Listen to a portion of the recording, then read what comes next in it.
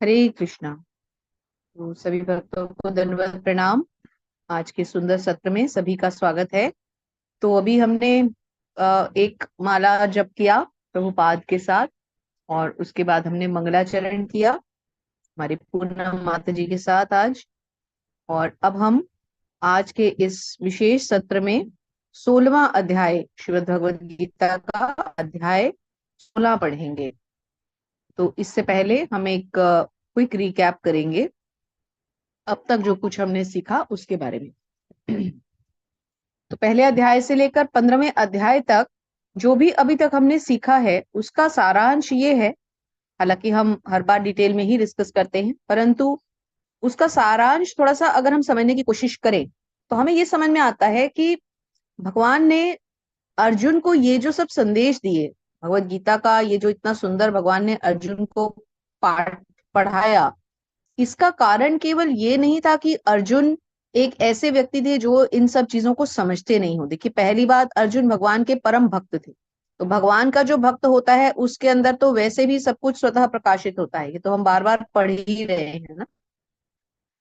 तो भगवान अर्जुन को ये सब इसलिए बता रहे थे, ना केवल इसलिए कि अर्जुन को समझाना था, बल्कि हम जैसे जो लोग जो आने वाले कुछ सदियों के बाद आएंगे, कुछ समय के बाद, कुछ वर्षों के बाद, कुछ हजार वर्षों के बाद, कुछ लाखों वर्षों के बाद, क्योंकि ये मन बुद्धि अहंकार जिनके साथ चलता रहेगा वो आगे से आगे जाते रहेंगे, और जो मुक्त होते जाएंगे वो भगवान के धाम वापस जाते रहेंगे। तो जो लोग भगवान के धाम वापस नहीं जा रहे हैं और जिनका अभी आगे भी जीवन काल है और जो कि मानव योनि में भी आ रहे हैं, उन सबको ये सब कैसे समझ में आएगा, इसके लिए भगवान ने ये सारा प्रोविजन, ये सारा अरेंजमेंट करके दिया। अदरवाइज अगर हम ध्यान से सोचें तो अर्जुन जैसे महान भक्त को, जिनको कि भगवान के कारण ये सब तो सारा ज्ञान स्वयं ही उनके हृदय में प्रकाशित हो सकता था, उन्हें तो आवश्यकता ही नहीं थी, लेकिन भगवान ने ये ज्ञान क्यों दिया? ताकि हम समझ पाए। तो इसीलिए भगवान ने पहले अध्याय में उनकी शंकाएं दूर की। दूसरे अध्याय में भगवान ने आत्मा परमात्मा का ज्ञान दिया कि आत्मा जो है वो शरीर से पृथक है, और हमारा स्वरूप क्या है? भगवान के दास के लिए भगवान के अंश जैसा। उसके बाद भगवान ने उन्हें कर्म योग, ज्ञान योग, ध्यान योग, भक्ति योग आदि ये सब सब योग समझाए। इस सब का कारण यही था कि अर्जुन युद्ध करने से जो मना कर रहे थे, ऐसा नहीं है कि वो डर रहे थे या उनको कोई बहुत ज्यादा इस चीज से ये था कि अगर वो ये युद्ध लड़ेंगे तो उनके ऊपर वाकई में कोई पाप की गठरी नहीं लेके चल रहे थे, लेकिन इसलिए कि ये ज्ञान आगे बढ़ सके।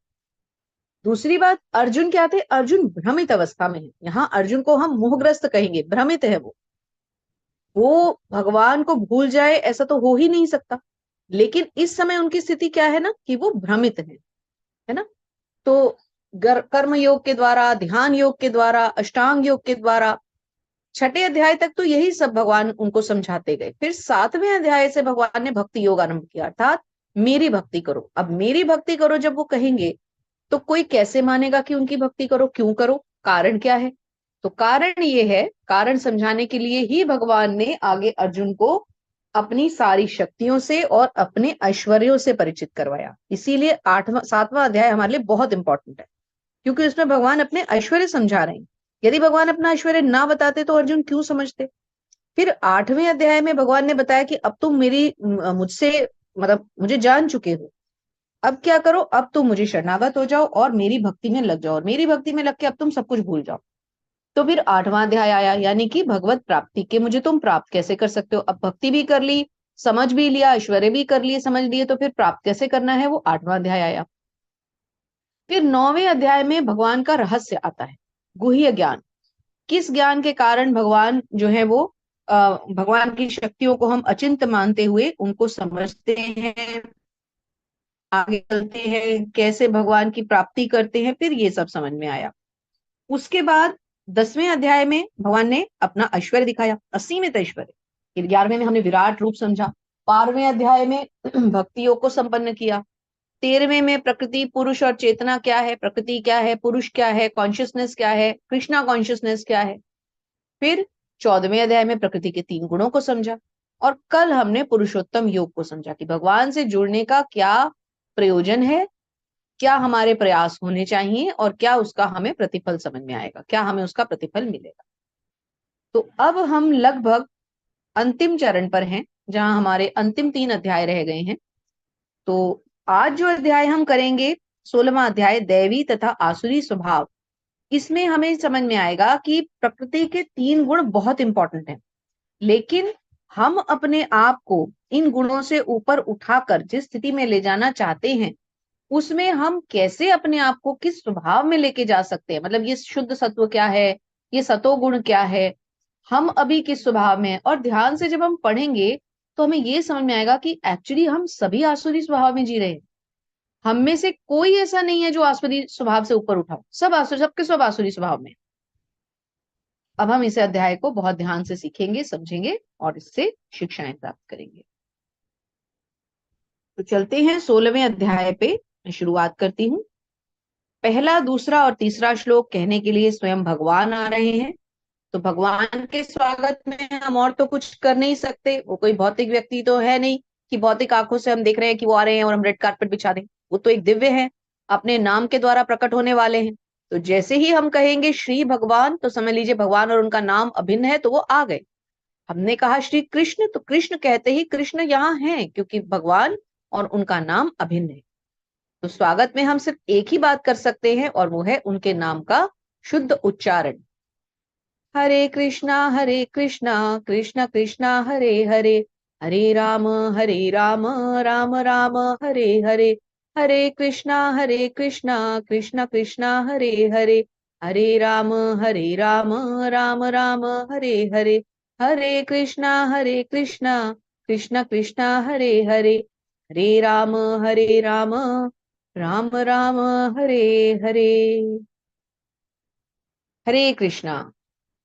श्री भगवानुवाच अभयं सत्त्वसंशुद्धिर् ज्ञानयोगव्यवस्थितः दानं दमश्च यज्ञश्च स्वाध्यायस्तप आजवम् अहिंसा सत्यं क्रोधस्त त्यागः शान्तिरपैशुनम् दया भूतेष्वलोलुप्त्वं मार्दवं ह्रीरचापलम् तेजः क्षमा धृतिः शौचम् द्रोहो नातिमानिता भवन्ति संपदं दैवीं विजातस्य भारत।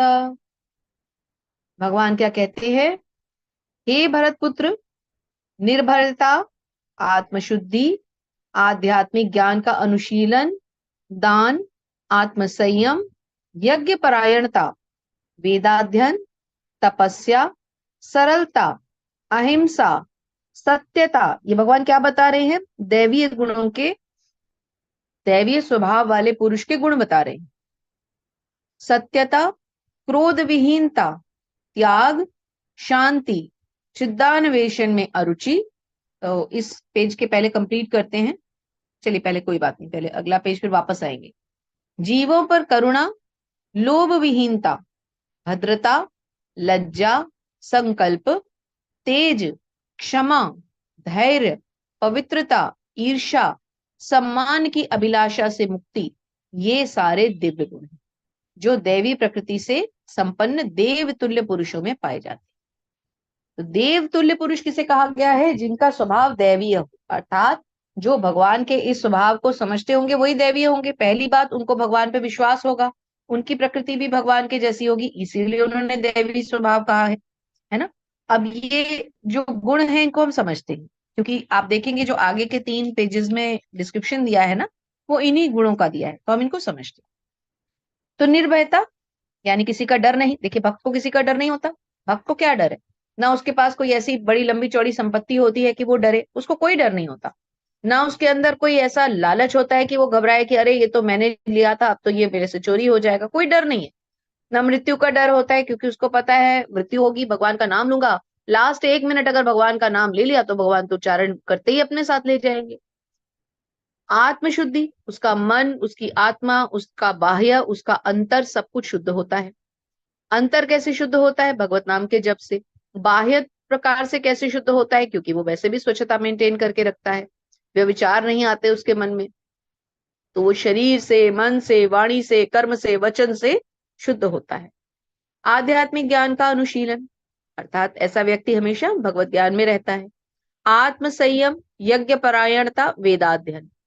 तो अपने आप में वो सेल्फ कंट्रोल्ड होता है, उसका मन, उसकी इंद्रियां उसके वश में होती हैं।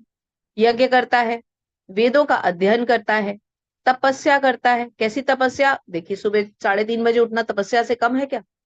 अगर कोई 3:30 बजे उठ रहा है, नियम से उठ रहा है, रोज उठ करके स्नान आदि करके भगवान का अभिषेक करके मंगल आरती कर रहा है, फिर उसके बाद जप कर रहा है, फिर उसके बाद 7:30 बजे गुरु आरती कर रहा है, फिर उसके बाद 8 बजे भागवतम पढ़ रहा है, फिर उसके बाद भगवान को भोग लगा हुआ प्रसाद खा रहा है, फिर उसके बाद प्रचार कार्य के लिए निकल रहा है, फिर उसके बाद दिन में भगवान की आरती करके भोग ग्रहण कर रहा है, मतलब इस तरह से तो जो दिनचर्या निकाल रहे हैं, तो ये क्या तपस्या से कम है? कलयुग में और क्या तपस्या होगी? एक पैर पे खड़े होके हिमालय पे जाके तो होगी नहीं। यही तो तपस्या है। सरलता, स्वभाव सरल होना चाहिए। भक्त का स्वभाव कभी भी उदंडी नहीं होता, और कभी भी छल कपट वाला नहीं होता। बिल्कुल सरल स्वभाव, जो है जैसा है वही नजर आ रहा है, ऐसा नहीं कि दिखता कुछ, होता कुछ और करता कुछ। अहिंसा, क्योंकि दो तरह की हिंसा होती है। एक ये कि जब हम किसी को दुख पहुंचाए, और दूसरी ये कि हम किसी भगवत भक्त को भगवत ज्ञान ना दें। तो दो तरह की हिंसा होती है, तो जो वो ना करे तो वो अहिंसक हो गया। सत्यता, भगवान का भक्त हमेशा सत्य बोलता है। क्रोध विहीनता, उसे किसी पर गुस्सा नहीं आता। त्याग करता है वो, किसको त्याग करता है? भौतिक इच्छाओं को त्याग करता है। शांति, उसके मन में हमेशा शांति होती है, क्योंकि जब इच्छाएं नहीं होंगी तो मन व्याकुल नहीं होगा ना। मन कब विचलित होता है? मन विचलित होता है कुछ पाने के लिए। भक्त को क्या चाहिए? केवल भगवान की सेवा। As long as he is doing the devotional service, जब तक वो भगवान की सेवा अच्छे से कर पा रहा है, वो खुश रहेगा, प्रसन्न रहेगा, शांत रहेगा, उसको कोई वो नहीं है, विचलित नहीं है उसका मन, है ना। उसके बाद चिंद्रावेशन में अरुचि, मतलब इधर उधर की बातों में, प्रजल्पा में, किसी की निंदा में आदि में, भौतिक चीजों में उसको कोई रुचि नहीं होती। समस्त जीवों पर करुणा, बहुत कंपैशनेट होता है वो, उसको किसी का भी दुख देना अच्छा नहीं लगता। लोभ विहीनता, किस बात का लोभ होगा? एक भक्त को क्या लोभ होना चाहिए? एक ही लोभ होना चाहिए कि मुझे सेवा मिल जाए, कोई भी सेवा मिल जाए जो भगवान से जुड़ी हुई हो। उनके बर्तन धोने की सेवा मिल जाए, उनके मंदिर का मार्जन करने की सेवा मिल जाए, उनके माला बनाने की सेवा मिल जाए, उनके भक्तों को प्रचार करने की सेवा मिल जाए, भक्तों के लिए प्रसाद बनाने की सेवा मिल जाए, भगवान का भोग बनाने की सेवा मिल जाए, भगवत गीता पढ़ने की सेवा मिल जाए, भगवत गीता पढ़ाने की, माने एक प्रीचर बनने की सेवा मिल जाए, एक साधक बनने की सेवा मिल जाए, एक भक्तों के साथ विचार साझा करने की सेवा मिल जाए। यही तो सेवाएं मांगेगा ना एक भक्त, और किस चीज का लोभ करेगा? मर्सिडीज मिल जाए, बीएमडब्ल्यू मिल जाए, ऐसा तो मांगेगा नहीं कभी, है ना, क्योंकि भौतिकता से तो दूर होता है। भद्रता, मतलब वो जैसे एक शालीन व्यक्ति होता है, हम्बल, और बहुत ही अपने आप में एक सकुचाया हुआ सा, ऐसे नहीं कि एकदम, होता है ना कई आजकल के जैसे जो कल्चर चल रहा है, कितना अजीब सा कल्चर है, ऐसा नहीं होता। लज्जा, संकल्प, तेज, क्षमा, पवित्रता, ईर्ष्या, तो ये तो सब हम शब्दों से समझते ही हैं। सम्मान की अभिलाषा, मुक्ति, ये सारे दिव्य गुण जो दैवी प्रकृति से संपन्न देव पुरुषों में आते हैं। तो ये सभी गुण जो अभी हमने पढ़े, अब आप अगर इसको थोड़ा आगे, मैं थोड़ा थोड़ा जल्दी जल्दी रोटेट करती हूँ, आप देखेंगे ये सब कुछ हमें थोड़ा थोड़ा वैसे ही दिखेगा। तो अब हम जहां जहां पर इन गुणों के अलावा चर्चा की गई है उनको लेते हैं। तो कौन भक्त हैं? अच्छा, काफी आप सब जुड़ चुके हैं, तो शुरू करते हैं। हरे कृष्णा देवेंद्र प्रभु जी। जी माता जी। हरे कृष्णा प्रभु जी। प्रभु जी, ये हरे कृष्ण। तात्पर्य यहाँ से आप वर्णाश्रम धर्म से लेके ये पूरा पेज जो दिख रहा है, 2 पैराग्राफ, ये कृपा करके पढ़िए। हरे कृष्णा।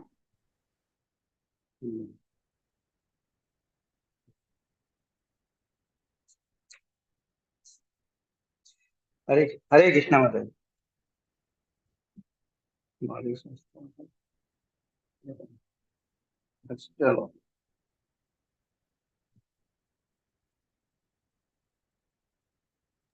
जी पढ़िए प्रभु जी। हरे कृष्णा माता जी।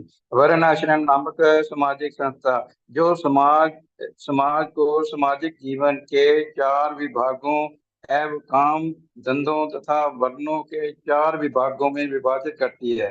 मानव समाज को जन्म के अनुसार विभाजित करने के उद्देश्य से नहीं, ऐसा विभाजन शैक्षणिक योग्यताओं के आधार पर किया जाता है।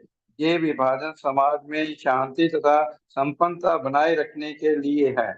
जहाँ पर जिन गुणों का उल्लेख हुआ है उन्हें दिव्य कहा गया है, और वे आध्यात्मिक ज्ञान में प्रगति करने वाले व्यक्ति के निमित्त हैं, जिससे वे भौतिक जगत से मुक्त हो सके। वर्ण आश्रम संस्था में सन्यासी को समस्त सामाजिक वर्णों तथा आश्रमों में प्रधान या गुरु माना जाता है। ब्राह्मण को समाज के 3 वर्णों क्षत्रिय, वैष्णव और शूद्रों का गुरु माना जाता है, लेकिन सन्यासी इस संस्था के शीर्ष पर होता है और ब्राह्मणों का भी गुरु माना जाता है। सन्यासी को पहली योग्यता निर्भयता होनी चाहिए, क्योंकि सन्यासी को किसी सहायक के बिना एकाकी रहना होता है। अतः भगवान की कृपा ही उसका एकमात्र आश्रय होता है। जो ये सोचता है कि सारे संबंध तोड़ लेने के बाद मेरी रक्षा कौन करेगा, तो उसे संन्यास आश्रम स्वीकार नहीं करना चाहिए। उसे ये पूर्ण विश्वास होना चाहिए कि कृष्ण भगवान कृष्ण या अंतर्यामी स्वरूप परमात्मा सदैव अंतर में रहते हैं। वे सब कुछ देखते रहते हैं और जानते हैं कि कोई क्या करना चाहता है। इस तरह मनुष्य को दृढ़ विश्वास होना चाहिए कि परमात्मा स्वरूप कृष्ण शरणागत व्यक्ति की रक्षा करेंगे। उसे सोचना चाहिए, मैं कभी अकेला नहीं हूँ, भले ही मैं गहन जंगल में क्यों ना रहूं, मेरे साथ श्री कृष्ण देंगे और अब सब तरह से मेरी रक्षा करेंगे। ऐसा विश्वास अभयम या निर्भयता कहलाता है। संन्यास आश्रम में व्यक्ति ऐसी मनोदशा आवश्यक है। तब उसे अपने अस्तित्व को शुद्ध करना होता है। संन्यास आश्रम में पालन किए जाने के लिए प्रत्येक अनेक विधि विधान है। इनमें सबसे महत्वपूर्ण यह है कि सन्यासी को किसी स्त्री के साथ निश्चित संबंध नहीं रखना चाहिए। माता जी, आगे करना है थोड़ा सा। जी प्रभु। माता जी, स्क्रीन स्क्रीन स्क्रीन है।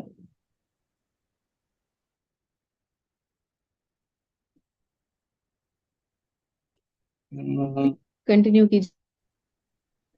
तो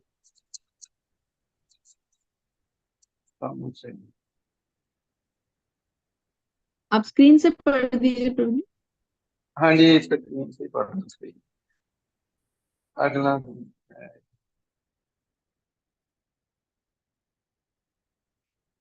अगला अगला गुण दान है। ज्ञान योग व्यवस्थित। हाँ जी, अगला गुण है, हरे कृष्ण माता जी। अगला गुण है ज्ञान योग व्यवस्थिता। ज्ञान के अनुशीलन में संलग्न रहना सन्यासी का जीवन ग्रस्तों तथा उन सबों को जो आध्यात्मिक उन्नति के वास्तविक जीवन को भूल चुके हैं, ज्ञान वितरित करने के लिए होता है। सन्यासी में आशा की जाती है कि वह अपनी जीविका के लिए द्वार द्वार भिक्षाटन करे, लेकिन इसका अर्थ ये नहीं है कि वह भिक्षुक है। विनयशीलता भी आध्यात्मिकता में स्थित मनुष्य की एक योग्यता है। सन्यासी मात्र विनयशीलता वश द्वार द्वार जाता है, भिक्षाटन के उद्देश्य से नहीं जाता, अपितु गृहस्थों को दर्शन देने और उनमें कृष्ण भावना मत जगाने के लिए जाता है। यह सन्यासी का कर्तव्य है। यदि वे वास्तव में उन्नत है और उसे गुरु का आदेश प्राप्त है, तो उसे तर्क तथा ज्ञान द्वारा कृष्ण भावना अमृत का उपदेश करना चाहिए। और यदि वे इतना उन्नत नहीं है, तो उसे संन्यास आश्रम ग्रहण नहीं करना चाहिए। लेकिन यदि किसी ने पर्याप्त ज्ञान के बिना ही संन्यास आश्रम स्वीकार कर लिया है, तो उसे ज्ञान अनुशीलन के लिए प्रमाणिक गुरु से श्रवण में रत होना चाहिए। सन्यासी को निर्भीक होना चाहिए। उसे सात्विक शुद्धि और ज्ञान योग में स्थित होना चाहिए। हरे कृष्ण अरे प्रभु। आगे। Thank you. हरे कृष्ण। जी रुक दीजिए यहाँ पर। तो हमने ये पूरे 2 एक्सट्रैक्ट्स किस लिए पढ़े, क्योंकि इसमें हमें सन्यासी के बारे में बताया गया है। तो देखिए सन्यासियों के लिए अभी जो करंटली जो तथाकथित सन्यासी होते हैं कि गेरुआ वस्त्र पहन लेने से कोई सन्यासी नहीं बन जाता, इस बात की इन श्लोकों के इन तात्पर्य में प्रभुपाद ने बहुत अच्छे से पुष्टि कर दी है। सन्यास का अर्थ ये नहीं है कि कोई गेरुए वस्त्र पहने और कोई अपने आप को सन्यासी दिखाए या कहे कि हाँ मैंने सब कुछ त्याग कर दिया है। त्याग क्या किया है? क्या उसने अपनी इच्छाओं का त्याग किया है? क्या उसने भौतिकता का त्याग किया है? क्या उसने क्रोध का, दंभ का, अंध का, अभिमान का, अहंकार का त्याग किया है? यदि नहीं किया तो फिर वो सन्यासी नहीं कहला सकता। तो इसलिए हमने ये सारा एक्सट्रैक्ट बहुत ध्यान से पढ़ा प्रभु जी के साथ। और एक चीज की स्त्रियों को लेकर के सन्यासी की अप्रोच बहुत अलग होती है। सन्यासी कभी किसी स्त्री के साथ अकेले में मिलना चाहता ही नहीं है, और ना ही किसी स्त्री को सन्यासी से मिलना चाहिए। जैसे कि हम भी इस्कॉन मंदिरों में जो ब्रह्मचारी रहते हैं, हालांकि वो सन्यासी नहीं होते, हम लोग उनके गेरुए वस्त्र के कारण उन्हें सन्यासी बोल देते हैं, जब तक हमें नहीं पता होता वो ब्रह्मचारी है, उन्होंने अभी उनकी सन्यास दीक्षा अभी नहीं हुई होती। लेकिन हमें उनसे एकांत में नहीं मिलना चाहिए। कभी भी हम जो स्त्रियां हैं, माताएं हैं, हमें कभी भी किसी सन्यासी से एकांत स्थान पे खड़े होकर बात नहीं करनी चाहिए। यदि हमें उनसे कोई काम है, कुछ कोई भगवान से रिलेटेड कोई समस्या है, हमें कोई नया सिलेबस ज्वाइन करना है, कोई कोर्स ज्वाइन करना है, कोई भी बात करनी है, तो उसका एक साक्षी हमेशा होना चाहिए। ब्रह्मचर्य व्रत का पालन जो कड़ाई से करते हैं वो तो पिता पुत्री भी एक स्थान पे अकेले नहीं रहते, भाई बहन भी नहीं रहते। पिता पुत्री से बढ़कर तो नहीं है ना भाई बहन का रिश्ता। पिता पुत्री भी एक स्थान पे अकेले नहीं रहते, सोचिए। पुत्र माता के साथ भी अकेला नहीं रहता। इतने कड़े नियम होते हैं सन्यास के। वो तो ब्रह्मचारी है, तो सन्यासी सोचिए उनसे भी कितना ऊपर है। तो हमें इन सब चीजों का ध्यान रखना चाहिए, और सन्यास क्या है उसको अच्छी तरह से समझना चाहिए। क्योंकि देखिए हमारे इस कलयुग में हम लोग तो इतने फॉर्चुनेट या लकी नहीं है कि हम लोग सन्यास आश्रम धारण कर पाएंगे। हमें गृहस्थ में ही रहना पड़ता है, और हम जो माताएं हैं हमारे लिए तो सन्यास की संस्कृति वैसे भी नहीं है। तो कम से कम हमें पता होना चाहिए कि हमारी रिस्ट्रिक्शंस क्या है, नहीं तो हमारा मन विचलित हो सकता है ना। तो हमें मालूम होना चाहिए। अगला गुण दान है। अब दान क्या है? देखिए दान के लिए क्या बताया गया है कि हमें सही समय पर उचित मनुष्य को ही दान देना चाहिए। ऐसा दान नहीं देना चाहिए कि जिसको हमने दान दिया वो उसका गलत यूज करे। जैसे कि हम सड़कों पे जो बेगर्स होते हैं उनको हम दान दे के अपने आप को बहुत हम ह्यूमैनिटी के बड़े क्लोज समझते हैं। नहीं, ये ह्यूमैनिटेरियन एक्ट नहीं है, गलत है। वो उस दान का कितना मिस यूज कर रहा है हमें नहीं पता ना। उनकी क्या मंशा है, वो उसको गलत मादक द्रव्यों का सेवन करने में लगा रहा है, उससे वो अल्कोहल ले रहा है, और जो है गलत काम कर रहा है, ड्रग्स ले रहा है। तो फिर ऐसे दान का क्या आवश्यकता है? तो गलत हो गया, धन की अशुद्धि हो गई। भगवान के लिए हमने एक समस्या खड़ी कर दी, पाप कर दिया हमने। तो दान बहुत सोच समझ के देना है हमें। दान कहाँ देना है? जहाँ कृष्ण का कोई मंदिर बन रहा हो, भगवान विष्णु का कोई मंदिर बन रहा हो, वहां हमें दान करना है। तो दान के लिए क्या बताया गया है कि गृहस्थ को चाहिए कि ऐसे कार्य में लगे समितियों को दान दे। दान योग पात्र को देना चाहिए, ऐसे ही नहीं दान दे देना चाहिए। और खासकर जो लोग तमोगुणी हैं उनको तो कभी दान नहीं देना चाहिए। उसके बाद नेक्स्ट आता है आत्मसंयम। आत्मसंयम क्या है? कि मनुष्य को अपनी इंद्रियों पर, अपने मन पर कंट्रोल होना चाहिए। इंद्रिय भोग में ज्यादा रुचि नहीं होनी चाहिए, और अगर हो तो उसे धीरे धीरे कम करना चाहिए। और तो और जो पति पत्नी गृहस्थ में है उनको भी अपनी संतान उत्पत्ति बहुत सोच समझ के करनी चाहिए कि ये संतान मैं कृष्ण के लिए उत्पन्न कर रहा हूँ या कर रही हूँ। ऐसे ही नहीं कि अपनी इंद्रिय तृप्ति के लिए हम संतानें उत्पन्न करते जाए, वो गलत है। वो भी शास्त्रों के अगेंस्ट है। फिर यज्ञ आता है। गृहस्थों को यज्ञ भी करना चाहिए। अब यज्ञ क्या है? आज के समय में हम उस तरह के यज्ञ तो कर नहीं सकते बड़े बड़े अनुष्ठानों की तरह, तो हमें कैसे यज्ञ करने चाहिए कलयुग में? संकीर्तन यज्ञ। सबसे बड़ा यज्ञ क्या है? संकीर्तन यज्ञ। देखिए नीचे लिखा भी हुआ है, आप पढ़ सकते हैं। इस युग के लिए संस्तुत सर्वश्रेष्ठ यज्ञ है संकीर्तन। यह संकीर्तन यज्ञ हरे कृष्ण कृष्ण कृष्ण हरे हरे, हरे राम राम राम हरे हरे का जप सर्वोत्तम और सबसे कम खर्च वाला यज्ञ है। और प्रत्येक व्यक्ति इसे करके इसका लाभ भी उठा सकता है। अतएव दान, इंद्रिय संयम तथा यज्ञ करना, ये तीनों बातें गृहस्थों के लिए। तो गृहस्थों के लिए ये चीजें बहुत इंपॉर्टेंट। नेक्स्ट लेते हैं स्वाध्याय। स्वाध्याय क्या है? वेदाध्ययन। मतलब स्वाध्याय मतलब जो हम वेद पढ़ते हैं। तो ये कौन पढ़ सकते हैं? जब हम ब्रह्मचार्य आश्रम में होते हैं, जब हम विद्यार्थी जीवन में होते हैं। और जब ब्रह्मचार्य जीवन में कोई हो तो उसको फिर पुरुष और स्त्री के आकर्षण से दूर रहना चाहिए, अदरवाइज उसका ब्रह्मचर्य वहीं टूट जाएगा। नेक्स्ट आता है तपस्या। तपस्या क्या है? जो हम करते हैं, जैसे अभी हमने मॉर्निंग प्रोग्राम डिस्कस किया कि किस तरह से हम तपस्या करते हैं। तो ये जो 4 आश्रमों में भगवान ने विभाजित किया है जीवन को, ब्रह्मचर्य, गृहस्थ, वानप्रस्थ और संन्यास, ये भी एक तरह से चारों तपस्याएं ही हैं, क्योंकि इनमें हम संयम रखते हैं। देखिए तपस्या का मेन अर्थ क्या है? तपस्या मतलब संयम है ना, रेस्ट्रिक्शन में रहना। कुछ चीजें जो हम नहीं करते, जैसे हम नॉनवेज नहीं खाते, हम में से कई लोग पहले नॉन वेजिटेरियन रहे होंगे, एगेटेरियंस रहे होंगे, चाय कॉफी तो सारे ही पीते रहे होंगे, तो अब हमने सब कुछ छोड़ दिया, तो ये एक तपस्या है ना। शरीर की तपस्या, मन की तपस्या, वाणी की तपस्या। शरीर की तपस्या क्या है? हम जो तीर्थ स्थानों में जाते हैं, जो हम अपने शरीर से हम तपस्या करते हैं भगवान की, अर्चा विग्रह की सेवा करते हैं, उसमें हमारा शरीर लग रहा है। मन की तपस्या क्या है? हम जो मन भगवान में केंद्रित करते हैं, मन हमारा भगवान पे केंद्रित हो रहा है। और वाणी की तपस्या क्या है? हम जो जप करते हैं, वाणी को हम भगवान का भोग देते हैं, हमने वाणी को हमने बाकी सारी चीजों से हटाकर केवल भगवत भक्ति में लगा दिया। जीभा और वाणी अलग अलग है। भोग देना जो अभी मेरे मुख से निकला वो थोड़ा सा यहाँ सार्थक नहीं होगा, वो आ जाएगा जीभा में। हम बात कर रहे हैं वाणी की।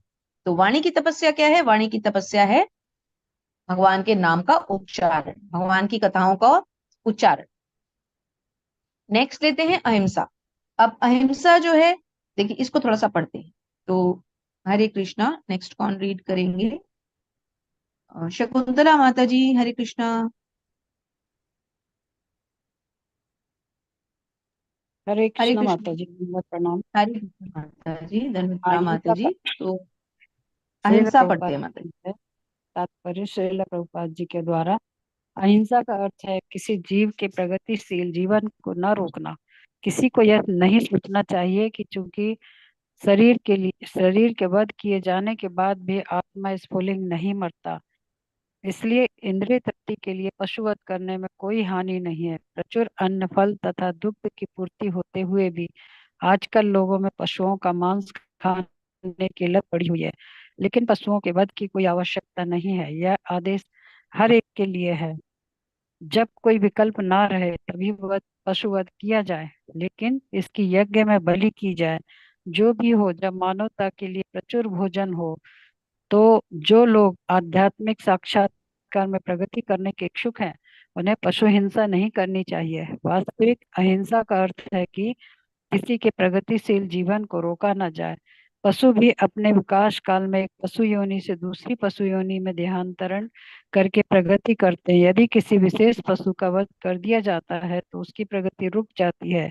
यदि कोई पशु किसी शरीर में बहुत दिनों से या वर्षों से रह रहा हो और उसे असमय ही मार दिया जाए, तो उसे पुनः उसी जीवन में वापस आकर शेष दिन पूरे करने के बाद ही दूसरी योनि में जाना पड़ता है। अतएव अपने स्वाद की तुष्टि के लिए किसी की प्रगति को नहीं रुकना चाहिए, यही अहिंसा है। हरे कृष्ण माता जी। हरे कृष्ण माता जी। तो किसी की भी प्रगति को हमें रोकना नहीं चाहिए, चाहे वो मनुष्य हो चाहे वो पशु हो। देखिए पशु को भी कितना स्ट्रगल करना पड़ता है अपनी योनि से बाहर निकल करके एक मानव योनि में या किसी उच्च योनि में आने के लिए। तो यदि हम किसी पशु का वध कर देंगे, तो वो अपनी योनि से बाहर कैसे आएगा? है ना। और दूसरी बात, पशु वध कहीं भगवान ने तो कहा नहीं है कि तुम मुझे जो भोग लगाते हो, पत्रम पुष्पम फलम तोयम, में पशु तो नहीं कहा उन्होंने।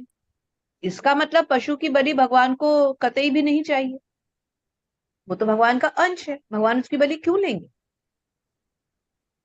तो हमें पशुओं के लिए भी कंपैशन होना चाहिए, हमारे मन में उनके लिए भी दया होनी चाहिए।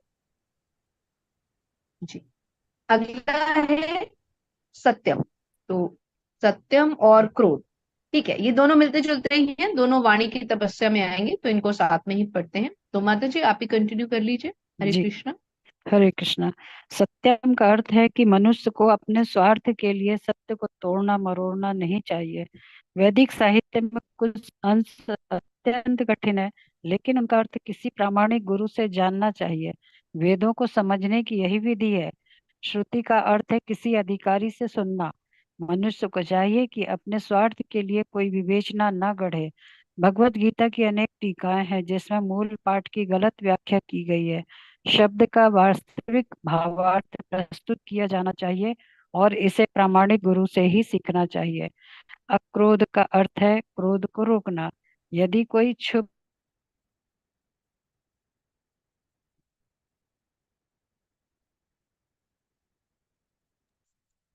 हरे कृष्णा। माता जी की आवाज आ रही है क्या?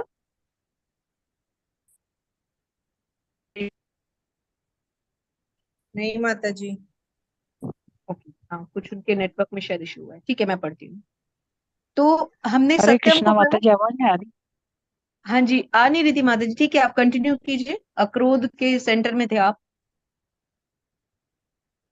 अक्रोध वाला पूरा ही पढ़ दीजिए माता जी, जी। आपका बीच में कट गया था। अक्रोध का अर्थ है क्रोध को रोकना। यदि कोई क्षुब्ध करे तो भी सहिष्णु बने रहना चाहिए, क्योंकि एक बार क्रोध करने पर सारा शरीर दूषित हो जाता है। क्रोध रजोगुण तथा काम से उत्पन्न होता है। अतएव जो योगी उसे क्रोध पर नियंत्रण रखना चाहिए। जो योगी है उसे क्रोध पर नियंत्रण रखना चाहिए। अपेशुनम का अर्थ है कि दूसरे के दोष ना निकाले और व्यर्थ ही उन्हें सही ना करे। निसंदेह चोर को चोर कहना छिद्रान्वेषण नहीं है, लेकिन निष्कपट व्यक्ति को चोर कहना उस व्यक्ति के लिए परम अपराध होगा जो आध्यात्मिक जीवन में प्रगति करना चाहता है। ह्री का अर्थ है कि मनुष्य अत्यंत लज्जाशील हो और कोई गर्हित कार्य ना करे। अचपल चापलम का या संकल्प का अर्थ है कि मनुष्य किसी प्रयास से विचलित या उदास ना हो। किसी प्रयास में भले ही असफलता क्यों न मिले, किंतु मनुष्य को उसके लिए खिन्न नहीं होना चाहिए। उसे धैर्य तथा संकल्प के साथ प्रगति करनी चाहिए। हरे कृष्ण माता जी। हरे कृष्ण माता। तो हमने सत्य को समझा। सत्य क्या है कि मनुष्य को हमेशा सत्य क्यों बोलना चाहिए। वैदिक साहित्य हमें क्या सिखाता है कि हमें गुरु से शिक्षा लेनी चाहिए। गुरु हमें क्या सिखाते हैं? क्या गुरु ने कभी हमें कहा कि सत्य मत बोलो? गुरु ने हमें हमेशा क्या शिक्षा दी कि सत्य बोलो। तो गुरु के निर्देशन में हमें क्या करना चाहिए? सत्य बोलना चाहिए। और सत्य है क्या? हमें कौन सा सत्य बोलना चाहिए? जो हमें शास्त्रों से समझ में आता है। जो भी हमने, जैसे भगवान पे विश्वास करना एक सत्य है। भगवान स्वयं परम सत्य है। इसीलिए हमें हमेशा सत्य बोलना चाहिए। और सत्य बोलना किसका लक्षण है? सतोगुण का लक्षण। इसलिए हमें हमेशा सत्य बोलते रहना चाहिए। फिर अक्रोध मतलब क्रोध ना करना। अब क्रोध क्यों नहीं करना चाहिए? क्रोध तो नरक का द्वार है, हमने पढ़ा है। क्रोध करेंगे तो नरक का द्वार क्यों दिखेगा? क्योंकि नरक लेके जाएगा। जो मनुष्य क्रोध करेगा वो अपना आपा खो देगा, अपना टेम्पर लूज कर देगा, कंट्रोल खो देगा। तो क्रोध तो बिल्कुल नहीं करना चाहिए।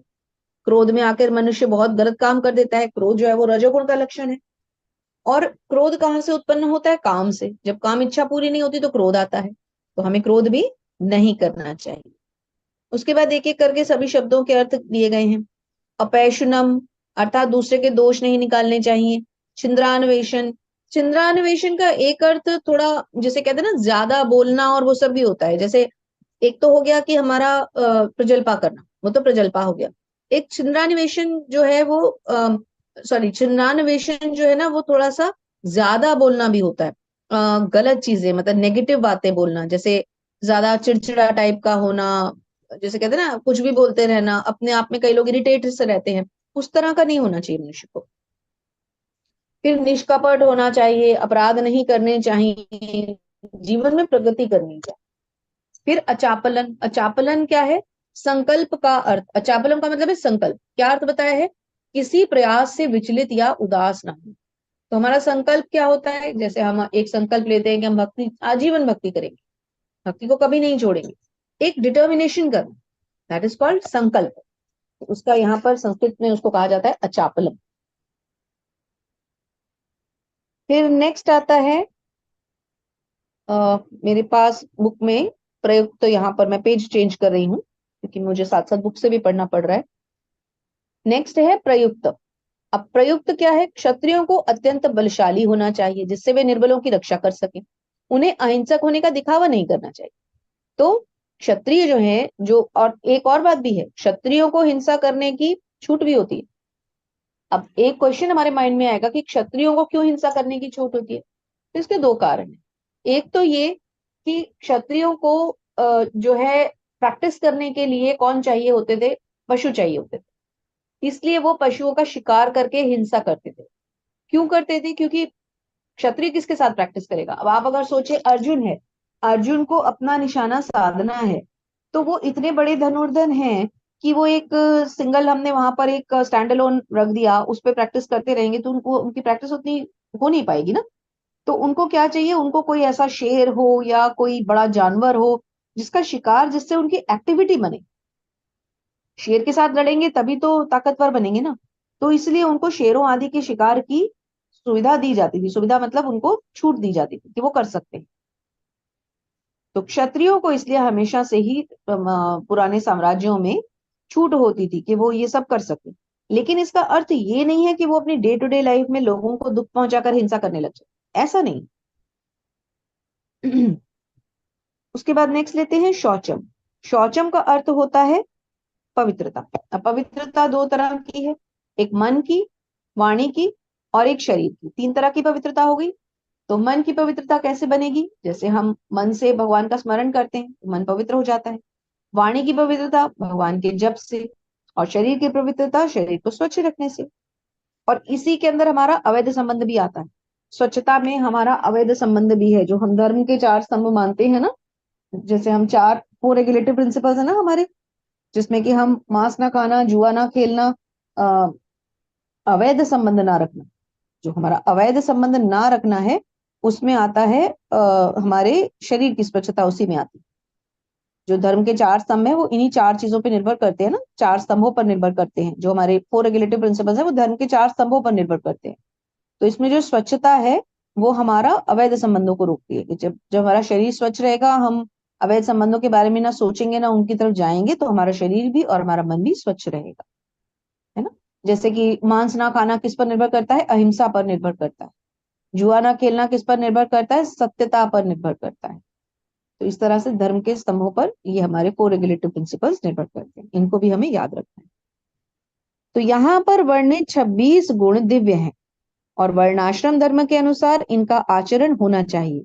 सारांश यह है कि भले ही भौतिक परिस्थितियां शोचनीय हो, यदि सभी वर्णों के लोग इन गुणों का अभ्यास करें तो वे क्रमशः आध्यात्मिक अनुभूति के सर्वोच्च पद तक उठ सकते हैं। तो ये जो 26 गुण हमें दिए हैं, दैवीय स्वभाव विकसित करने के लिए हमें इन पर आचरण अवश्य करना चाहिए। हरे कृष्ण। तो हम चलते हैं चौथे श्लोक की तरफ। तो कौन कौन लीडर्स हैं आज हमारे पास? ओके, ठीक है। तो शुरुआत करते हैं। शकुंतला माता जी, आप अगले 5 श्लोक ले लीजिए। हरे कृष्णा। हरे कृष्णा। आवाज आ रही है माता जी? हाँ जी, हाँ जी, आ रही। दम्भो दर्पोऽभिमानश्च क्रोध पारुष्यम् एव च अज्ञानं चाभिजातस्य पार्थ संपदम् आसुरीम्। हे प्रथा पुत्र, दंभ, दर्प, अभिमान, क्रोध, कठोरता तथा अज्ञान ये आसुरी स्वभाव वालों के गुण हैं। हरे कृष्ण माता जी। हरे कृष्ण माता जी। तो ये दम्भ और दर्प क्या है? ये भी अहंकार और अभिमान ही है। तो ये जो दम्भ है मतलब अहंकार, या दर्प है मतलब घमंड, अपने आप पे घमंड करना, अभिमान करना, क्रोध, कठोरता। मनुष्य को स्वभाव से सौम्य होना चाहिए, कठोर हृदय नहीं होना चाहिए, सौम्य होना चाहिए। अज्ञानता, ये सब आसुरी स्वभाव वालों के गुण है। जैसे अभी हमने दैवीय गुण पढ़े, अब ये आसुरी स्वभाव वालों के गुण हैं। तो कई लोग होते हैं जो बहुत ही, जिसे कहते हैं विनम्रता से बड़े हम्बल बात करते हैं, वो हमें कितने अच्छे लगते हैं। जैसे कि हमारे मंदिरों के ब्रह्मचारी कितने प्यार से बात करते हैं, हमेशा फेस पे स्माइल होगी, हमेशा चेहरे पे एक तेज होगा, हमेशा बात करने में एक मिठास होगी। और कई लोग होते हैं उनके वचन इतने कटु होते हैं कि हम उनकी बात सुन के हमें लगता है अरे यार ये क्या, कैसे बात कर रहा है, ये कितना कड़वा सा लग रहा है। तो वो नहीं होना चाहिए। एक भक्त का आचरण उसकी वाणी से ही पहचाना जाता है। अब आगे प्रभुपाद बहुत सुंदर लिख रहे हैं, श्री प्रभुपाद की जय। प्रभुपाद क्या कहते हैं? पहले तो उनके गुण बताते हैं, उसके बाद लास्ट लाइन पढ़िए। वे ये आसुरी गुण तभी से प्राप्त करते हैं जब से वे अपनी माताओं के गर्भ में होते हैं, और जो जो वे बढ़ते हैं त्यों तो ये अशुभ गुण प्रकट होते जाते हैं। तो जो असुर व्यक्ति होता है वो माता के गर्भ से ही ऐसे गुण लेकर के आता है, और जैसे जैसे वो बढ़ता है वैसे वैसे साथ में ये गुण तो खैर क्या ही है, ये तो अवगुण है पर ये भी विकसित होते जाते हैं। जी माता जी। देवी संपद विमोक्षाय निबंधाय सुरीमता मासु च संपदम देवीम अभिजातोसी पांडव। दिव्य गुण मोक्ष के लिए अनुकूल है और आसुरी गुण बंधन दिलाने के लिए हैं। हे पांडुपुत्र, तुम चिंता मत करो, क्योंकि तुम दैवीय गुणों से युक्त होकर जन्मे हो। हरे कृष्ण माता जी। हरे कृष्ण माता जी। तो भगवान अर्जुन को ये दिलासा दे रहे हैं कि तुम मत घबराओ, क्योंकि जो ये गुण है तुम तो इनसे युक्त होकर ही जन्मे हो। ऑब्वियसली माता कुंती के पुत्र हैं तो वो तो दिव्य गुणों से होकर आने ही थे। अभी हमने ऊपर क्या पढ़ा कि आसुरी गुण तो अपनी माता के गर्भ से लेकर आते हैं, तो दिव्य गुण भी तो माता के गर्भ से आएंगे। तो देवी कुंती के पुत्र अधर्मी कैसे हो सकते हैं, जो भगवान की इतनी शुद्ध भक्त हैं। तो दिव्य गुण जो है वो मोक्ष के लिए होते हैं और आसुरी गुण बंधन में बांधने के लिए। श्री प्रभुपाद लिखते हैं, श्री प्रभुपाद की जय, कि भगवान कृष्ण अर्जुन को यह कहकर प्रोत्साहित करते हैं कि वह आसुरी गुणों के साथ नहीं जन्मा। युद्ध में उसका सम्मिलित होना आसुरी नहीं है, क्योंकि वह उसके गुण दोषों पर विचार कर रहा था। शुरू में अर्जुन ने क्या कहा था कि मुझसे जो गलतियां हुई हैं, मुझसे जो पाप हो जाएंगे, उनको मैं कैसे संभालूंगा। तो भगवान मैं ये पाप नहीं करना चाहता, अर्जुन ने कहा था ना। तो लेकिन अब यहाँ पर क्या बताया गया है कि अर्जुन जैसा सौम्य व्यक्ति पाप कर ही नहीं सकता। वो तो दिव्य गुणों के साथ ही जन्म है, स्वयं भगवान उसको कह रहे हैं कि तुम इसके लिए चिंता मत करो। और ये जो वो युद्ध कर रहे हैं अर्जुन, ये भी पाप नहीं है, वो तो अपना क्षत्रिय निभा रहे हैं, अपना क्षत्रिय धर्म निभा रहे हैं। लेकिन नीचे प्रभुपाद लिखते हैं, अतएव यह आसुरी स्वभाव का नहीं था। क्षत्रिय के लिए शत्रु पर बाण बरसाना दिव्य माना गया है और ऐसे कर्तव्य से विमुख होना आसुरी। देखिए क्षत्रिय के लिए उल्टा है, क्षत्रिय अगर अपना धर्म नहीं निभाएगा तो फिर वो आसुरी है। तो अर्जुन तो अभी अपना जो धर्म निभा रहे हैं वो भी भगवान के कहने पर, ये तो दैवी स्वभाव हो गया ना अर्जुन का। ठीक है, चलिए आगे चलते हैं। हरे कृष्ण माता जी। हरे कृष्ण। दौ दौ भूत सर्गो लोके अस्मिन् देव आसुर एव च देवो विस्तरः सह प्रोक्त आसुरम पार्थ में शृणु। अर्थात हे प्रथापुत्र, इस संसार में सृजित प्राणी दो प्रकार के हैं, दैवी तथा आसुरी। मैं पहले ही विस्तार से तुम्हें दैवी गुण बतला चुका हूँ। अब मुझसे आसुरी गुणों के विषय में सुनो। हरे कृष्ण माता जी। हरे कृष्ण माता जी। तो अब आसुरी गुणों के बारे में मुझसे क्या सुनो, भगवान अब समझाएंगे। तो माता जी इसका तात्पर्य भी पढ़ते हैं। हरे कृष्ण। जी माता जी। हरे कृष्ण। प्रभु प्राद की जय। श्रील प्रभुपाद जी के द्वारा तात्पर्य।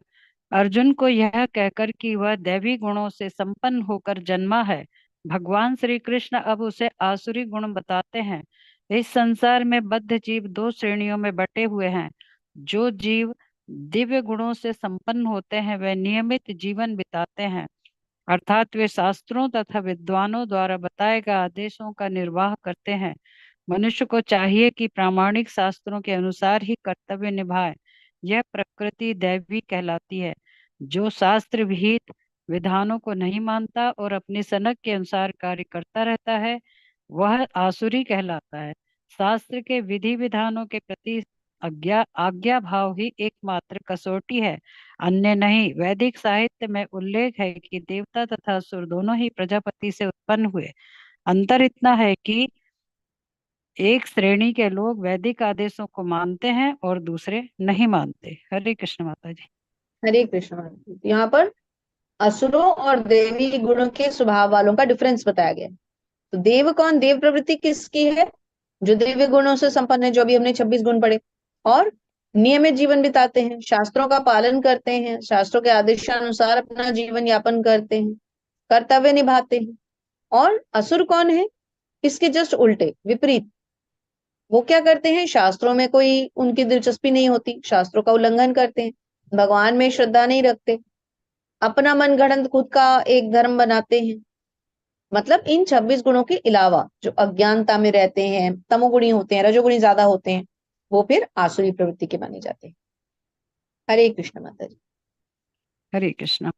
प्रवृत्तिं च निवृत्तिं च जना न विदुर असुराः न शौचं नापि च आचरो न सत्यम तेषु विद्यते। अर्थात जो आसुरी है वे यह नहीं जानते कि क्या करना चाहिए और क्या नहीं करना चाहिए। उनमें न तो पवित्रता, न उचित आचरण और न ही सत्य पाया जाता है। हरे कृष्ण माता जी। हरे कृष्ण माता जी। आसुरी स्वभाव वाले क्या होते हैं, उनको यही नहीं पता उनको करना क्या है। ना तो वो लोग पवित्र होते हैं, न शरीर से, न मन से, न वाणी से, न कर्म से।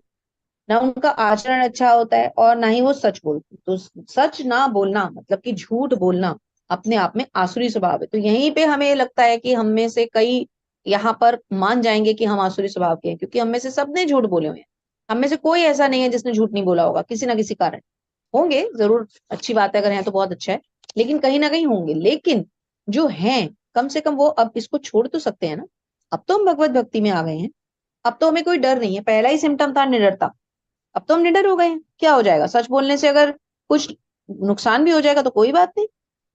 भगवान ने कह दिया कि सच बोलना है तो बोलेंगे, नुकसान होगा तो झेलेंगे, है ना। तो जो आसुरी स्वभाव के हैं उनके ये तीन लक्षण क्या है? वो पवित्र नहीं होते, उनका आचरण अच्छा नहीं होता और वो सत्य नहीं बोलते। श्री प्रभुपाद लिखते हैं, श्री प्रभुपाद की जय, कि उन्हें ना तो वैदिक आदेशों में कोई श्रद्धा होती है, ना ही वे उनके अनुसार कार्य करते हैं, और ना ही वो भीतर और बाहर से स्वच्छ होते हैं। उनमें स्वच्छता नहीं होती, उनमें स्त्री पुरुष का आकर्षण बहुत ज्यादा होता है, रजोगुणी होते हैं वो, है ना।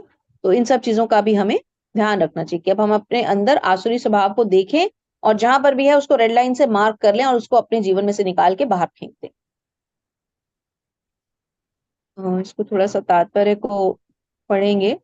मेरे पास मार्क करने के लिए नहीं है, तो माता जी मैं वैसे ही आपको बताती हूँ। एक सेकंड। जी। यहाँ से लेते हैं आप। ये बीच में लिखा है, आप सेंटर में आ जाएं पेज के। मनुष्य को चाहिए कि स्वच्छता के बारे में बताया है। मनुष्य को देखिए चाहिए। आपकी स्क्रीन पे है, हम्म, फर्स्ट पैराग्राफ के सेंटर में आ जाइए। हम्म, चलिए मैं पढ़ देती हूँ, कोई बात नहीं। मनु संहिता में स्पष्ट कहा गया है कि स्त्री को स्वतंत्रता न प्रदान की जाए। इसका अर्थ यह नहीं होता कि स्त्रियों को दासी बनाकर रखा जाए। ये हमारे लिए इंपॉर्टेंट है, क्योंकि स्त्रियों को कई बार ऑब्जेक्शन होता है, मुझे भी बहुत हुआ था शुरू में। तो हमें यहाँ समझना आवश्यक है, भगवान हमें क्या समझा रहे हैं, प्रभुपाद उसको डिटेल में हमें क्यों समझा रहे हैं, हमें समझना चाहिए। तो मनु संहिता में क्या लिखा गया है कि स्त्री को स्वतंत्रता ना दी जाए, लेकिन इसका यह अर्थ नहीं है कि स्त्री को कोई दास बना के रखा जाए।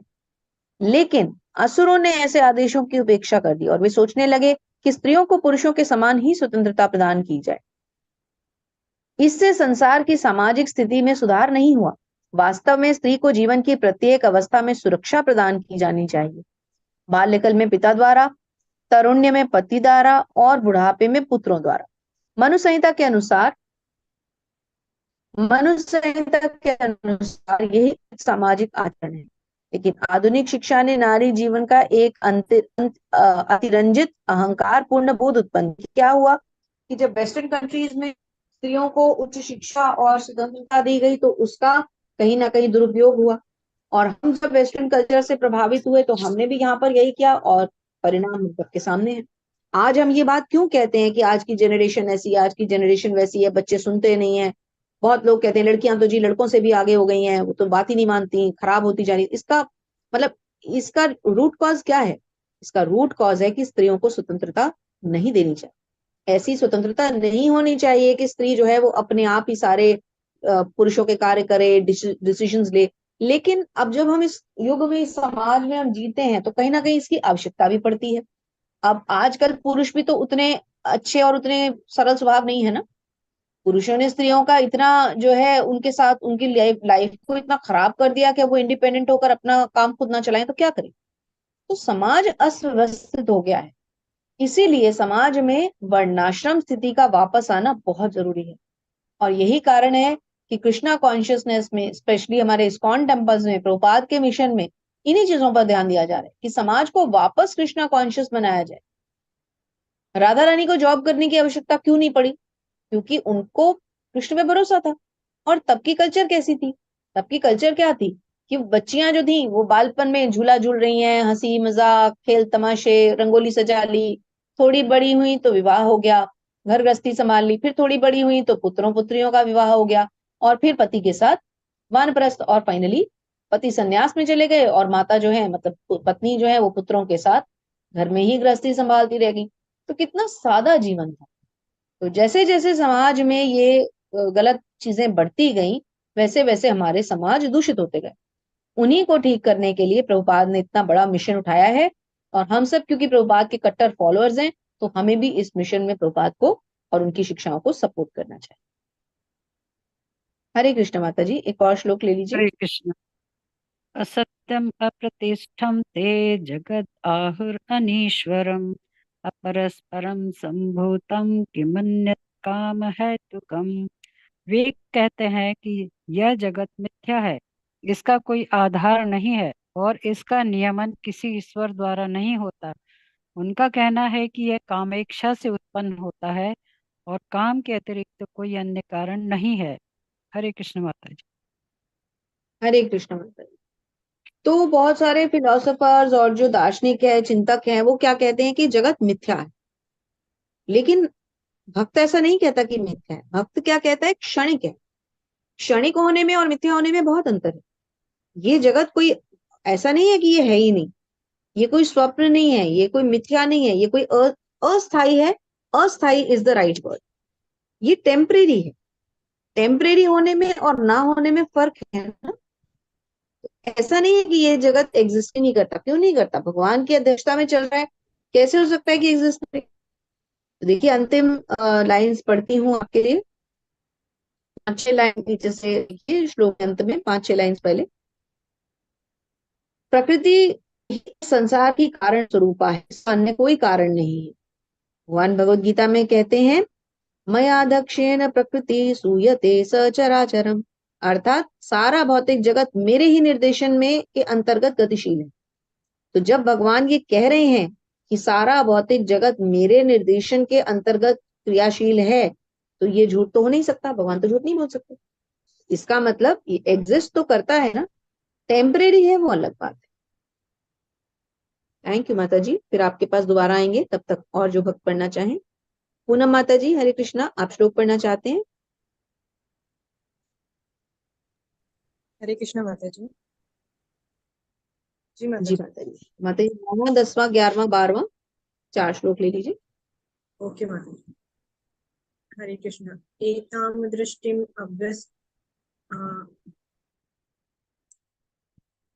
एताम दृष्टिम अवष्टभ्य नष्ट आत्मनः अल्पबुद्ध्यः प्रभन्ति उग्रकर्माणः क्षय जगत अहितः। ऐसे निष्कर्षों का अनुगमन करते हुए आसुरी लोग, जिन्होंने आत्मज्ञान खो दिया है और जो बुद्धिहीन है, ऐसे अनुपयोगी एवं भयावह कार्यों में प्रवृत्त होते हैं, जो संसार का विनाश करने के लिए होता है। हरे कृष्ण। हरे कृष्ण। तो आसुरी लोग क्या करते हैं? आसुरी लोगों का अज्ञान तो खो चुका है। अब क्योंकि उनका अज्ञान खो गया है, तो वो जो भी कार्य करेंगे वो ऐसे ही कार्य होंगे जो कम बुद्धि वाला व्यक्ति करता है। तो उनकी सबसे बड़ी गलती क्या होती है? जो आसुरी प्रवृत्ति के होते हैं, वो इस प्रकृति को भोगना चाहते हैं। भगवान ने जो उनको ये प्रकृति दी है, जो ये मानव योनि दी है, वो क्या करते हैं? वो इसको भोगते हैं, और भोगने के कारण वो बहुत ही हिंसक और क्रूर हो जाते हैं। जैसे कि पशुओं के प्रति क्रूर होना, ये भी उनकी प्रकृति में शामिल है। पशुवध करते हैं वो, स्त्रियों का अपमान करते हैं, स्त्रियों के साथ दुर्व्यवहार करते हैं। ऐसी आसुरी प्रवृत्ति वालों के कारण ही न केवल एक छोटे से समाज में, राष्ट्र में, देश में, अपितु पूरे विश्व में अशांति और अराजकता फैल रही है। हमें इनसे बहुत ही सावधान रहना चाहिए। हरे कृष्ण। हरे कृष्ण। माता जी स्क्रॉल करिए, मैं बुक से पढ़। हरे कृष्ण माता जी, 10वां श्लोक। कामम आश्रित दुष्पूरम ब्रह्म तंभमान मदन्वितः मोहात् गृहीत्वा असतग्राहान् प्रवर्तते अशुचिव्रतः। कभी न संतुष्ट होने वाले काम का आश्रय लेकर तथा गर्व के मद एवं मिथ्या प्रतिष्ठा में डूबे हुए आसुरी लोग इस तरह मोहग्रस्त होकर सदैव क्षण भंगुर वस्तुओं के द्वारा अपवित्र कर्म का व्रत लिए रहते हैं। हरे कृष्ण। हरे कृष्ण माता जी। क्षण भंगुर वस्तुओं का, क्षण भंगुर क्या है? टेम्परेरी। तो कभी ना संतुष्ट होने वाले काम का आश्रय लेके, ऐसे लोग जो होते हैं आसुरी आसुरी प्रवृत्ति वाले, वो क्या होते हैं? कभी उनके अंदर से काम और इच्छाएं कभी खत्म नहीं होती। इन्हीं का आश्रय लेके वो गर्व के मद में, मतलब अपनी झूठी प्रशंसा, अपने झूठे गर्व के मान सम्मान में ही अपने अपने में ही डूबे रहते हैं। मैं ही ये हूं, मैंने ही वो किया, ये किया। फोटो खींचेंगे, उसको सोशल मीडिया पे हाईलाइट करेंगे, मतलब उनको अपने ही अपना सोचते हैं वो। किसी का भला करेंगे तो उसके पहले फोटो खींच के उसको सोशल मीडिया पे डालेंगे। तो वो क्यों कैसा करते हैं? क्योंकि वो मोहग्रस्त है, मोहित है, वो भ्रमित है। भ्रमित और मोहग्रस्त एक ही बात है। इसीलिए वो ऐसे अपवित्र कार्य करते हैं।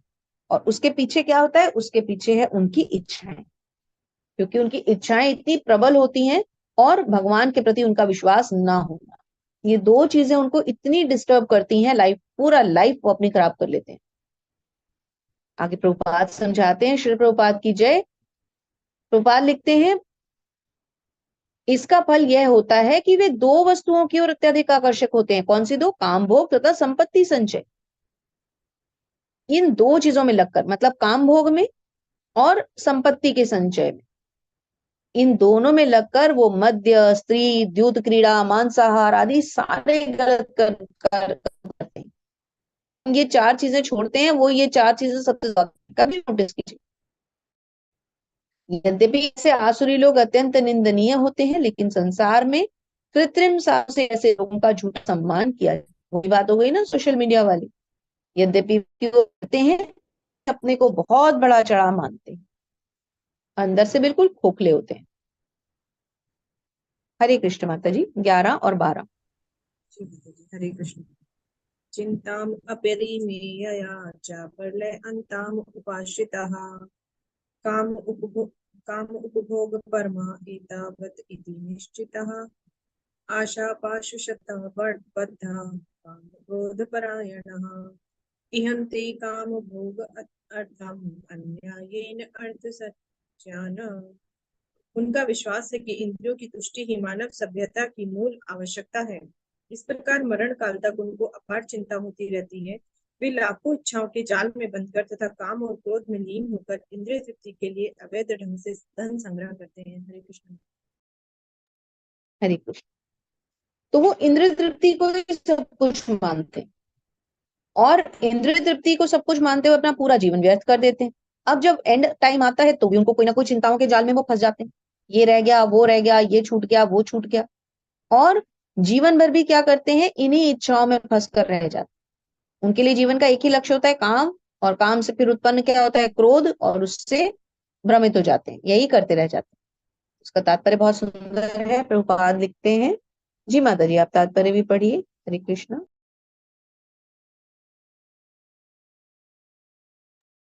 हरे कृष्ण। तात्पर्य श्री प्रभुपाद जी के द्वारा। श्री प्रभुपाद जी की जय। आसुरी लोग मानते हैं कि इंद्रियों का भोग ही जीवन का चरम लक्ष्य है और वे आमरण इसी विचारधारा को धारण किए रहते हैं। वे मृत्यु के बाद जीवन में विश्वास नहीं करते। वे यह नहीं मानते कि मनुष्य को इस जगत में अपने कर्म के अनुसार विविध प्रकार के शरीर धारण करने पड़ते हैं। जीवन के लिए उनकी योजनाओं का अंत नहीं होता और वे एक के बाद एक योजना बनाते रहते हैं जो कभी समाप्त नहीं होती। हमें ऐसे एक व्यक्ति की ऐसी आसुरी मनोवृत्ति का निजी अनुभव है जो मरण काल तक अपने वैद्य से अनुनय विनय करता रहा कि वह किसी तरह उसके जीवन की अवधि 4 वर्ष बढ़ा दे, क्योंकि उसकी योजनाएं तब भी अधूरी थी। ऐसे मूर्ख लोग यह नहीं जानते कि वैद्य क्षण भर भी जीवन को नहीं बढ़ा सकता। जब मृत्यु का बुलावा आ जाता है तो मनुष्य की इच्छा पर ध्यान नहीं दिया जाता। प्रकृति के नियम किसी को निश्चित अवधि के आगे क्षण भर भी भोग करने की अनुमति प्रदान नहीं करते। आसुरी मनुष्य जो ईश्वर या अपने अंतर में स्थित परमात्मा में श्रद्धा नहीं रखता, केवल इंद्रिय तृप्ति के लिए सभी प्रकार के पाप कर्म करता रहता है, वह नहीं जानता कि उसके हृदय के भीतर एक साक्षी बैठा है। परमात्मा प्रत्येक जीवात्मा के कार्यों को देखता रहता है। जैसा कि उपनिषदों में कहा गया है कि एक वृक्ष में दो पक्षी बैठे हैं। एक पक्षी कर्म करता हुआ टहनियों में लगे सुख दुख रूपी फलों को भोग रहा है और दूसरा उसका साक्षी है। लेकिन आसुरी मनुष्य को न तो वैदिक शास्त्र का ज्ञान है न कोई श्रद्धा है, अतएव वह इंद्रिय भोग के लिए कुछ भी करने के लिए अपने को स्वतंत्र मानता है। उसे परिणाम की परवाह नहीं रहती। हरे कृष्ण। हरे कृष्ण माता जी, बहुत धन्यवाद आप। तो आसुरी लोग क्या करते हैं? उनके जीवन का लक्ष्य क्या होता है? इंद्रिय तृप्ति। और सबसे बड़ी बात, वे मृत्यु के बाद जीवन में भरोसा उनको होता ही नहीं, विश्वास ही नहीं कि मृत्यु के बाद फिर से जीवन मिलेगा, ये वो मानते ही नहीं।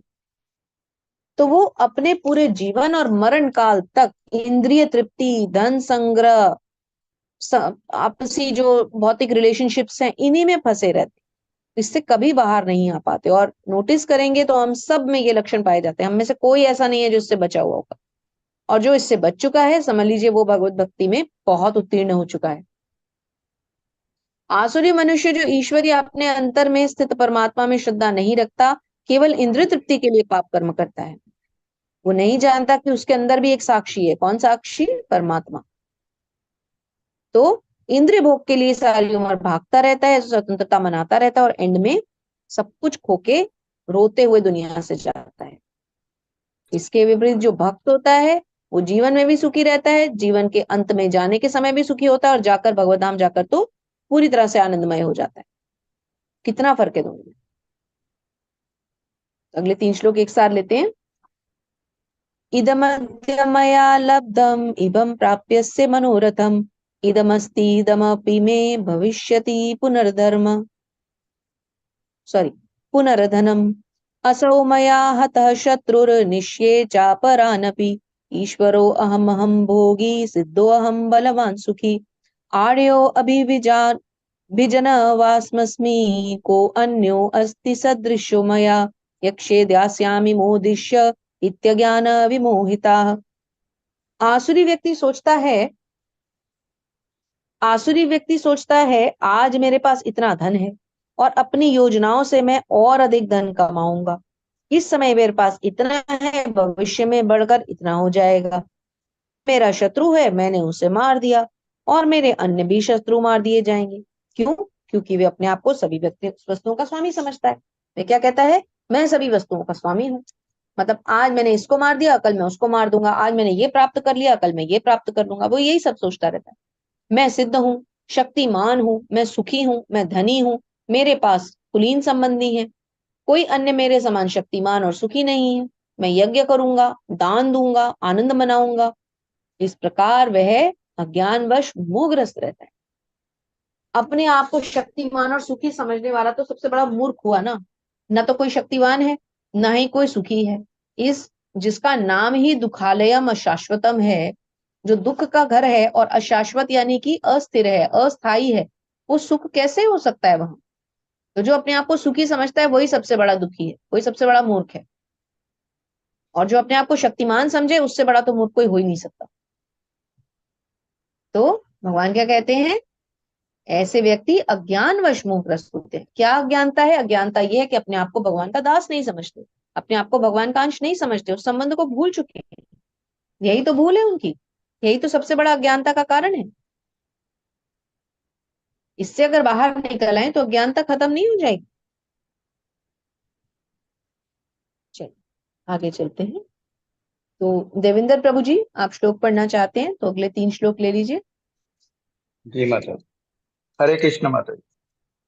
अनेक हरे चित्त कृष्ण। भी अनेक चित्त विभ्रांता मोहजाल समावृता प्रसक्ता काम भोगेषु पतन्ति नरकेषु च। इस प्रकार अनेक चिंताओं से उद्विग्न होकर तथा मोह जाल में बंधकर वे इंद्रिय भोग में अत्यधिक आसक्त हो जाते हैं और नरक में गिरते हैं। हरे कृष्ण माता। हरे कृष्ण प्रभु। तो ये अध्याय एक्चुअली देवी से ज्यादा आसुरी स्वभाव वालों का है। और ऐसा क्यों है? भगवान चाहते तो इसमें देवी स्वभाव वालों का ज्यादा वर्णन करते ना। भगवान ने आसुरी वाले का क्यों किया होगा? शायद इसीलिए किया होगा कि आगे आने वाले लोग यानी हम लोग समझ सकें, अपने अंदर इस स्वभाव को पहचान सके कि हम भी तो आसुरी हैं, इससे बाहर निकलना है। इसीलिए भगवान ने इसकी इसी तरह से इन अध्यायों की रचना की। हरे कृष्ण। तात्पर्य श्रील प्रभुपाद के द्वारा। श्रील प्रभुपाद की जय। आसुरी व्यक्ति धन अर्जित करने की इच्छा की कोई सीमा नहीं होती। आसुरी व्यक्ति की धन अर्जित करने की होना चाहिए यहाँ पे। आसुरी व्यक्ति की धन अर्जित करने की इच्छा की कोई सीमा नहीं होती, उसकी इच्छाएं असीम होती हैं। वह केवल ये सोचता है कि उसके पास इस समय कितनी संपत्ति है और ऐसी योजना बनाता है कि संपत्ति का संग्रह बढ़ता जाए।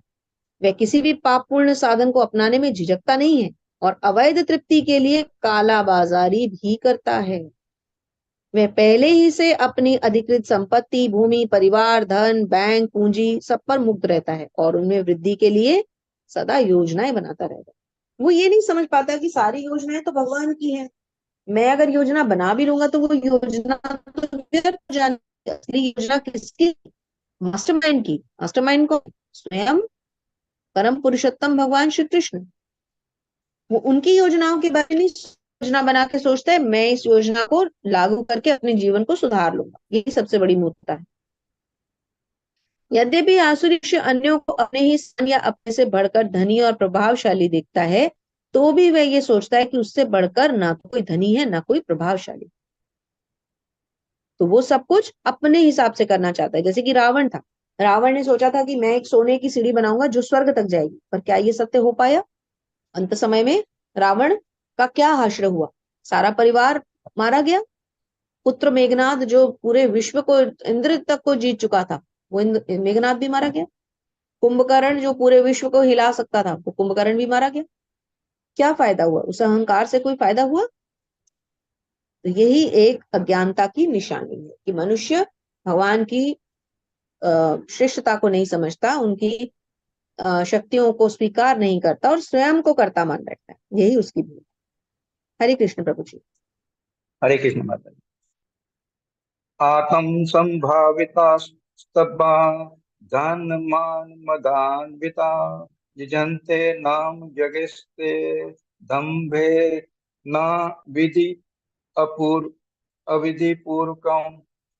अपने को श्रेष्ठ मानने वाले तथा सदैव घमंड करने वाले, संपत्ति तथा मिथ्या प्रतिष्ठा से मोहग्रस्त लोग किसी विधि विधान का पालन न करते हुए कभी कभी नाम मात्र के लिए बड़े ही गर्व के साथ यज्ञ करते हैं। हरे कृष्ण माता जी। हरे कृष्ण प्रभु जी।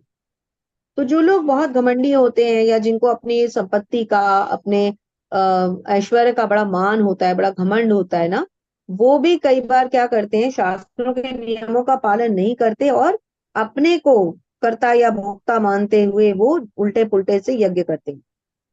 वो ये जानते भी नहीं है ना, तो भोगों को पूरा ईश्वर के जो पार्षद हैं उनको अर्पित करते हैं ना, सही ढंग से यज्ञ करते हैं, लेकिन तब भी करने की कोशिश करते हैं। और सबसे बड़ी गलती क्या करते हैं वो, ऐसे लोगों को, ऐसे जो कई बार तथाकथित जो अपने आप को भगवान ही मना के बैठ जाते हैं समाज में कि मैं भगवान हूं, मुझे फॉलो कर। कई बार सन्यासियों का वेश धारण कर लेते हैं। कई बार अपने आप को कोई भगवान का पार्षद बना देते हैं। कई बार ऐसे लोग ऐसे झूठी झूठी बात जाके बातें उड़ाते हैं, मुझे भगवान के दर्शन हो गए, ये हो गया, वो हो गया। अब हमें ये सब चीजों पर एक डिफरेंशिएट करना आ जाना चाहिए कि कौन सही है कौन गलत। तो जो शास्त्रों के विधि विधानों का पालन नहीं करता वो गलत है। ये एक मोटे तौर पे हमें थंब रूल लेके चलना चाहिए। यदि कोई शास्त्रों का उल्लंघन कर रहा है तो वो 100% गलत। हरे कृष्ण प्रभु जी। 18 श्लोक। हरे हरे कृष्ण माता जी।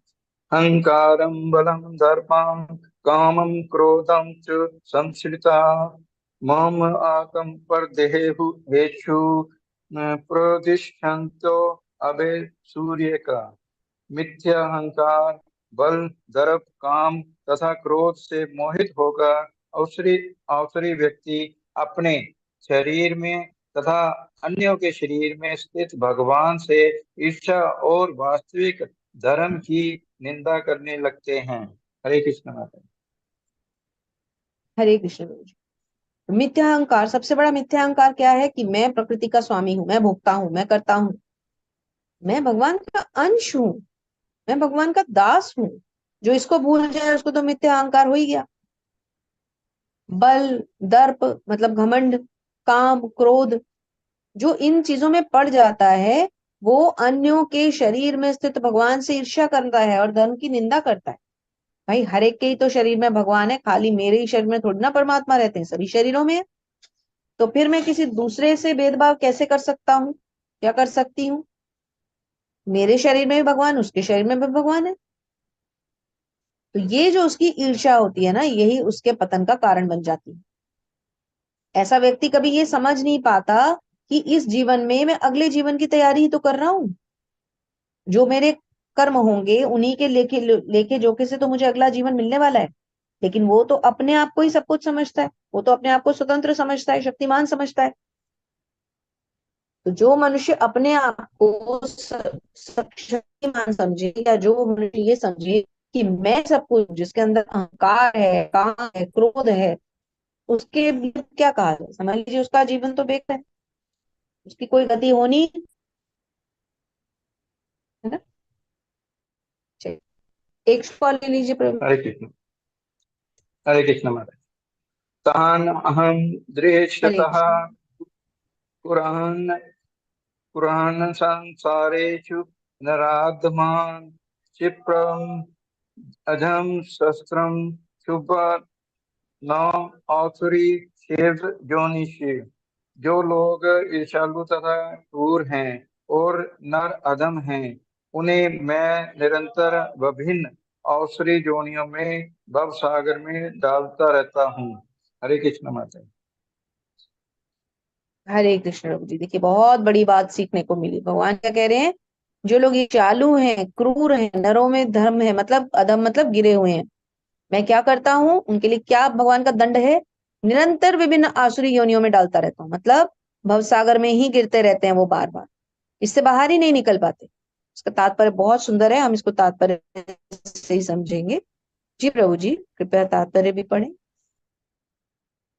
प्रभुपाद की जय। प्रभुपाद द्वारा इस श्लोक में स्पष्ट इंगित हुआ है कि किसी जीव को किसी विशेष शरीर में रखने का परमेश्वर को विशेष अधिकार प्राप्त है। आसुरी लोग भले ही भगवान की श्रेष्ठता को ना स्वीकार करें और वे अपनी निजी संकों के अनुसार कर्म करें, लेकिन उनका अगला जन्म भगवान के निर्णय पर निर्भर करेगा, उन पर नहीं। श्रीमद् भागवत के तृतीय स्कंद में कहा गया है कि मृत्यु के बाद जीव को माता के गर्भ में रखा जाता है, जहाँ उच्च शक्ति के निरीक्षण में उसे विशेष प्रकार का शरीर प्राप्त होता है।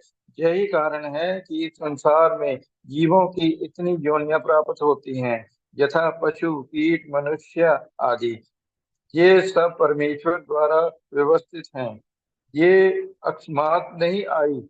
जहाँ तक औसरी की बात है, यहाँ ये स्पष्ट कहा गया है कि ये औसरों के गर्भ में निरंतर रखे जाते हैं। इस प्रकार वे ईर्ष्यालु बने रहते हैं और मानवों में अदम हैं। ऐसे औसरी जोनी वाले मनुष्य सदैव काम से पूरित रहते हैं, सदैव उग्र, घृणास्पद और अपवित्र होते हैं। जंगलों के अनेक शिकारी मनुष्य आसुरी जोनि से संबंधित माने जाते हैं। हरे कृष्ण माता। हरे कृष्ण प्रभु जी, बहुत बहुत धन्यवाद। तो भगवान क्या करते हैं, भगवान ऐसे जीवों को बार बार भवसागर में गिराते रहते हैं, आसुरी योनियों में ही डालते रहते हैं। एक और बहुत सुंदर चीज यहाँ पर प्रभुपाद ने लिखी है, क्या, तृतीय स्कंद में, भागवत के तृतीय स्कंद में बताया गया है कि मृत्यु के बाद जीव को माता के गर्भ में रखा जाता है, जहाँ उच्च शक्ति के निरीक्षण में उसे विशेष प्रकार का शरीर प्राप्त होता है। तो जब किसी की मृत्यु हो जाती है, तो उस आत्मा को किसी माता के गर्भ में ठहरा दिया जाता है। उसके बाद उसको योनि मिलती है। कितनी तरह की योनियां हैं, पता नहीं कौन सी योनि मिलेगी उसको। यहाँ पर ये स्पष्ट कहा गया है। देखिए, ये उस माता की बात हो रही है जिस योनि में हो, मतलब मनुष्य माता की बात नहीं हो रही है। वो माता जिसकी योनि में उसको जाना है, उसके शरीर में रखा जाता है। इसीलिए हर तरह की योनियां बताई गई हैं, पता नहीं कितने लाखों तरह की योनियां हैं। ऐसे आसुरी योनि वाले मनुष्य सदैव काम से पूरित होते हैं, सदैव उग्र, घृणास्पद होते हैं ना। ऐसे कई लोग जो बहुत नेगेटिव बातें करते हैं, बहुत घृणा रखते हैं एक दूसरे के लिए मन में।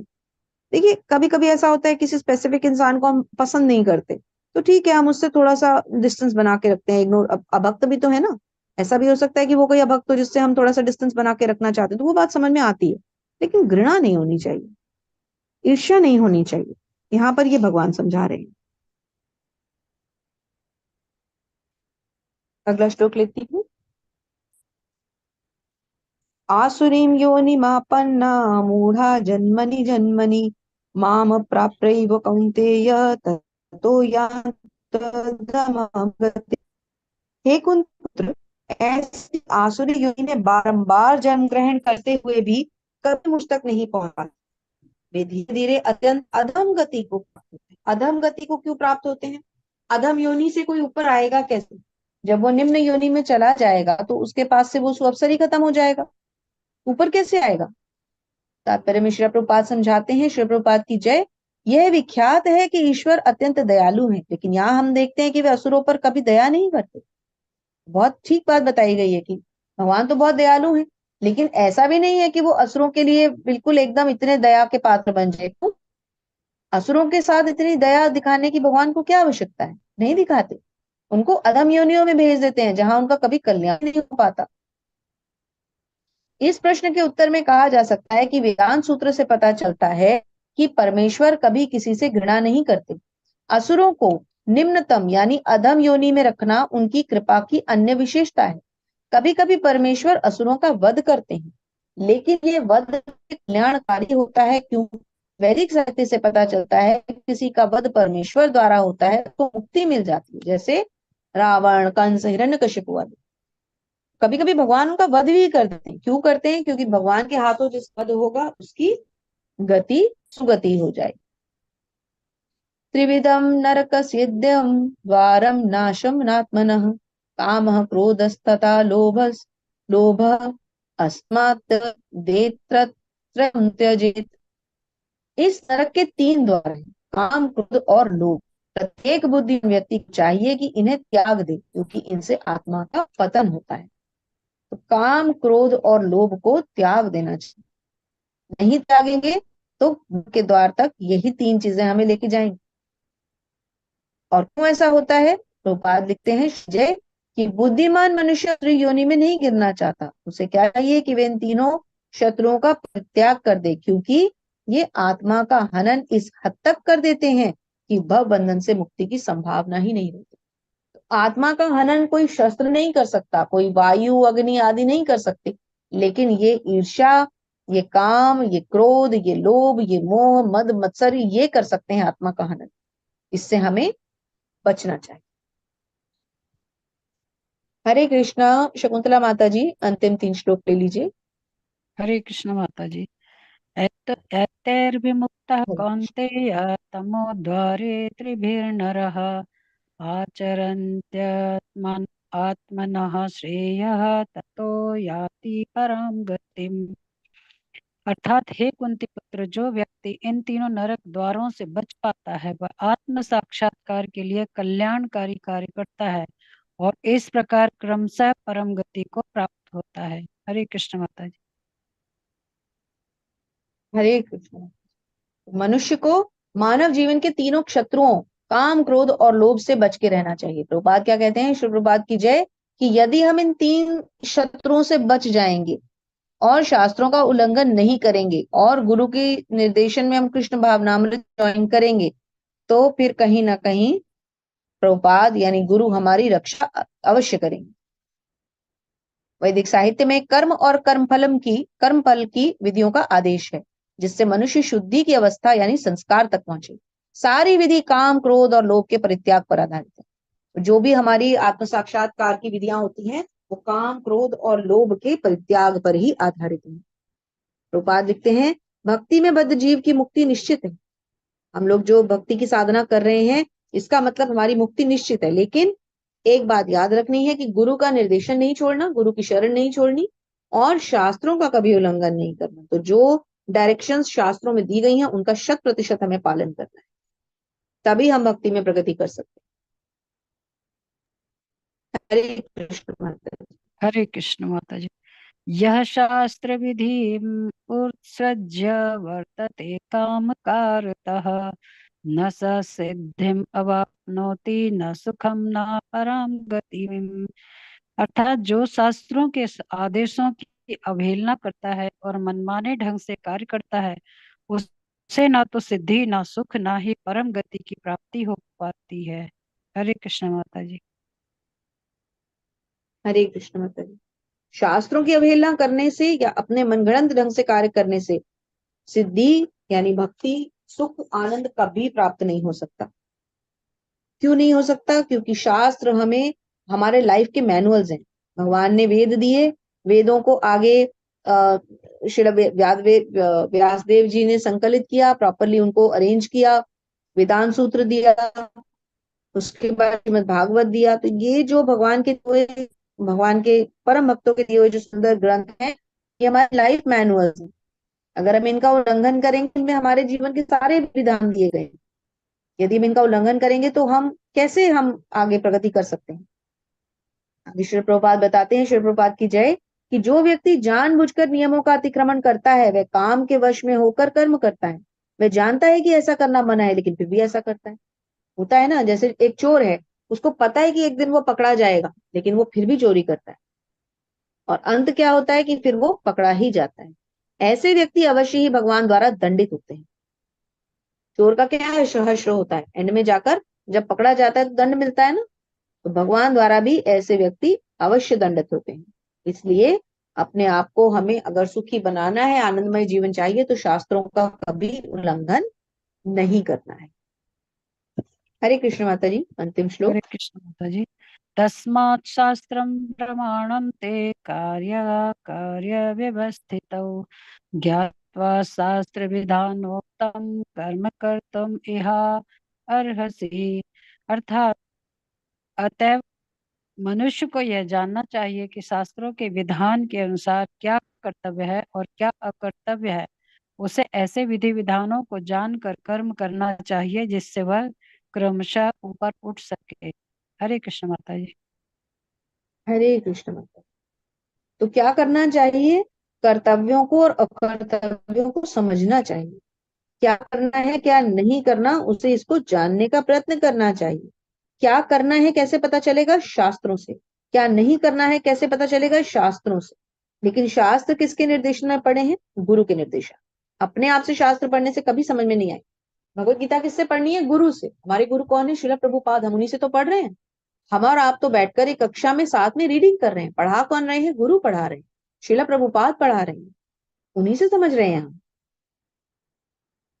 श्रील प्रभुपाद कहते हैं तात्पर्य में, श्रील प्रभुपाद की जय, जैसा कि 15वें अध्याय में कहा जा चुका है, वेदों के सारे विधि विधान कृष्ण को जानने के लिए हैं।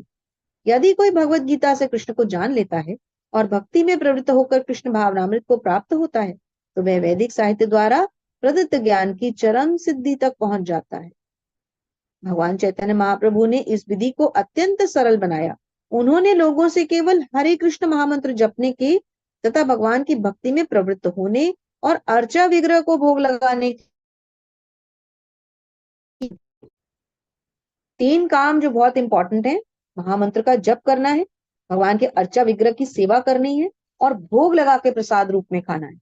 ये 3 चीजें करने से भक्ति में तीव्रता से प्रगति हो सकती है। आगे भगवान बताते हैं, शास्त्र के नियमों का पालन अवश्य करना है। शास्त्रों में 4 मोह ही पाए जाते हैं जो बद्ध जीव में होते हैं। बद्ध जीव के 4 दोष क्या है, उसकी इंद्रियां पूर्ण होती हैं, वो त्रुटि करता है, उसके अंदर चीटिंग कैपेसिटी होती है, मतलब लोगों को धोखा देता है, और वो भ्रमित होता है, मोहग्रस्त होता है। इन चारों बातों से एक बुद्धिमान मनुष्य को बच के रहना चाहिए। आगे प्रभुपाद लिखते हैं, भारत में आध्यात्मिक विद्या के कई दल हैं जिन्हें प्रायः 2 श्रेणियों में रखा गया है, निराकारवादी और साकारवादी। हम लोग कौन है, हम भगवान के साकार रूप के दर्शन और उसके प्रति आकृष्ट हैं, तो साकारवादी। और निराकारवादी कौन है, जो भगवान को एक बिंदु या एक लाइट या एक सोर्स ऑफ स्पिरिचुअलिटी समझते हैं। तो दोनों ही दल वेदों के नियमों के अनुसार अपना अपना जीवन बिताते हैं। शास्त्रों के नियमों का पालन किए बिना कोई सिद्धि प्राप्त नहीं कर सकता। वो लोग भी अपने हिसाब से करते हैं, हम लोग भी अपने हिसाब से करते हैं। आगे प्रभुपाद बताते हैं, भगवत गीता के नियमों यह मानव जीवन का मानव समाज में, ये लास्ट पैराग्राफ पढ़ रही हूँ, मानव समाज में समस्त पतनों का मुख्य कारण भागवत विद्या है। भागवत विद्या के नियमों का प्रतिद्वेष है। जो लोग भगवत विद्या नहीं लेते, भगवान की विद्या को नहीं ग्रहण करते, अंत में उनका पतन हो जाता है, क्योंकि यह अपराध बताया गया है। देखिए, यदि हम ये विद्या नहीं लेंगे तो हमारे अंदर वो प्रकाश नहीं आ पाएगा, और जब तक प्रकाश नहीं आएगा अंधकार दूर नहीं हो पाएगा। अंधकार मतलब अज्ञान। अज्ञानता के इस अंधकार को दूर करना है तो भगवत भक्ति का प्रकाश तो चाहिए ना, वरना कैसे काम चलेगा। प्रभुपाद बताते हैं कि यह भौतिक प्रकृति 3 गुणों से बनी हुई है। इसके पूर्व की भगवान के ज्ञान का मार्ग खुले, मनुष्य को कम से कम सतो गुण तक तो ऊपर उठना ही चाहिए। तो भक्त कहाँ तक जाना चाहता है? भक्त तो शुद्ध सत्व तक जाना चाहता है, परंतु मनुष्य को कम से कम सतोगुण तक तो जाना चाहिए। और किसके निर्देशन में चलना चाहिए? गुरु के निर्देशन। जो लोग ऐसा नहीं करते वो अपने जीवन में कभी सफल नहीं हो पाते। यदि उपयुक्त और प्रामाणिक गुरु का मार्गदर्शन प्राप्त हो जाता है तो उसका जीवन सफल हो जाता है, क्योंकि गुरु उच्च पद की ओर जाने का उन्नति वाला मार्ग दिखला सकते हैं, क्योंकि गुरु खुद उस मार्ग पर चले हैं। गुरु ने सत्य का दर्शन किया है। तद्विधि प्रणिपातेन परिप्रश्नेन सेवया उपदक्षन्ति ते ज्ञानम ज्ञानिनस्तत्त्व दर्शिनः। गुरु ने सत्य का दर्शन किया है, इसलिए वो हमें सत्य का दर्शन करा सकते हैं। ऐसे कोई नहीं करा सकता, जिसने खुद नहीं किया होगा हमें क्या दर्शन कराएगा। इसलिए गुरु हमें सत्य के दर्शन को करवा पाते हैं। परम सत्य का दर्शन इसलिए करवा सकते हैं वो, क्योंकि उन्होंने खुद दर्शन किया। इस प्रकार श्रीमद् भगवद गीता के 16वें अध्याय दैवी तथा आसुरी स्वभाव का भक्ति वेदांत तात्पर्य पूर्ण हुआ। हरि हरि बोल। बोल। हरे कृष्णा। दंडवत प्रणाम माता जी। धन्यवाद प्रणाम माता जी। पूरा बहुत हो गया। सुंदर अध्याय है ये। लास्ट के 4 16 अध्याय अध्याय। इतने सुंदर हैं, बहुत सुंदर अध्याय हैं। जी माता जी। ताकि हम इनको बार बार पढ़ते रहें, प्रभुपाद के निर्देशन में चलते रहें, भक्तों के संग में आते रहें, तो हमारा भी कल्याण जरूर हो जाएगा। तो कल माता जी क्लास रखनी है या नहीं रखनी? 1 मिनट का समय लेते हैं, आप सब डिसाइड करें। माता जी आज भी बहुत कम पार्टिसिपेंट्स आए हैं वैसे तो, जी लेकिन कल तो रख सकते हैं क्योंकि परसों तो वैसे भी नहीं हो पाएगा क्लास। हाँ जी, परसों भी नहीं हो पाएगा और मंडे भी नहीं हो पाएगा, क्योंकि प्रभुपाद जयंती है ना। तो जी जी सत्ताईस। प्रभु माता जी। जी, तो 26 27 2 दिन नहीं होगी, तो जन्माष्टमी है ना। कल रख सकते हैं। परंतु कल का बस एक ये रहेगा कि 17 चैप्टर इसके मुकाबले थोड़ा लंबा है। अभी तक तो छोटे छोटे चैप्टर्स थे, 17 में कुछ 28 श्लोक हैं, तो हमें टाइम पे आना होगा, ताकि हम यही टाइम 4:30 पौने 5 तक ज्यादा मैक्सिमम मैक्सिमम 5 के अंदर। अभी हमारी कोई भी क्लास कभी 5 बजे से ऊपर नहीं गई। 2 घंटे का समय हम मान के चलते हैं, क्योंकि हम एक दिन में एक चैप्टर ऑलमोस्ट खत्म कर रहे हैं, तो 2 घंटे तो लग जाते हैं। तो कल भी अगर 2:50 तक सब आ जाएंगे तो हम पूरी कोशिश करके पौने 5 बजे तक इसको समाप्त कर देंगे। तो ठीक है माता जी, फिर ठीक कल है। रखते हैं क्लास, परसों और फिर ठीक है मंडे माता। को। ओके माता जी। हरे कृष्ण माता जी, दंडवत प्रणाम। नाम आप सबका बहुत बहुत धन्यवाद। वांछा कल्पतरुभ्यश्च कृपा सिंधुभ्य एव च पतितानां पावनेभ्यो वैष्णवेभ्यो नमो नमः। हरे कृष्णा कृष्ण कृष्ण हरे हरे, हरे राम राम राम हरे हरे। अनंत कोटि वैष्णव वृंद की जय। जय श्रील प्रभुपाद महाराज की जय। जय आप सभी सुंदर भक्तों की जय। श्री श्री राधा गोविंद भगवान की जय जय। जय श्रीमद् भगवद गीता की जय। जय। जय आने वाली जन्माष्टमी महामहोत्सव की की जय। जय। हरि बोल। हरे कृष्णा। हरि बोला। हरे कृष्णा। हरे कृष्णा माता दंडवत प्रणाम माता जी। हरे कृष्णा। जी। हरे माता कृष्णा। जी देखिए मैंने अपनी राधा रानी के लिए पोशाक बना ली। हरि बोल। माता जी के उस पे आइए, वीडियो शेयर कर रहे हैं माता जी, एक बार देखिए सब हाँ लोग। सुंदर ड्रेस। हाँ बहुत सुंदर है। हरि जी माता जी, बस बोल। दिखाओ अभी माता शूटिंग जी कर फिर रही से हूँ। दिखाओ। अभी पूनम कहाँ माता जी दिखाओ आपकी फिर राधा से। रानी कहाँ पर अभी विराजमान है माता जी? हाँ मेरे घर में ही है माता जी। तो दर्शन बस कराइए, उनको अगर आपने शयन नहीं कराया हुआ तो शयन से उठा दिया होगा जी सब माता जी। पौने 5 बज के। जी जी माता।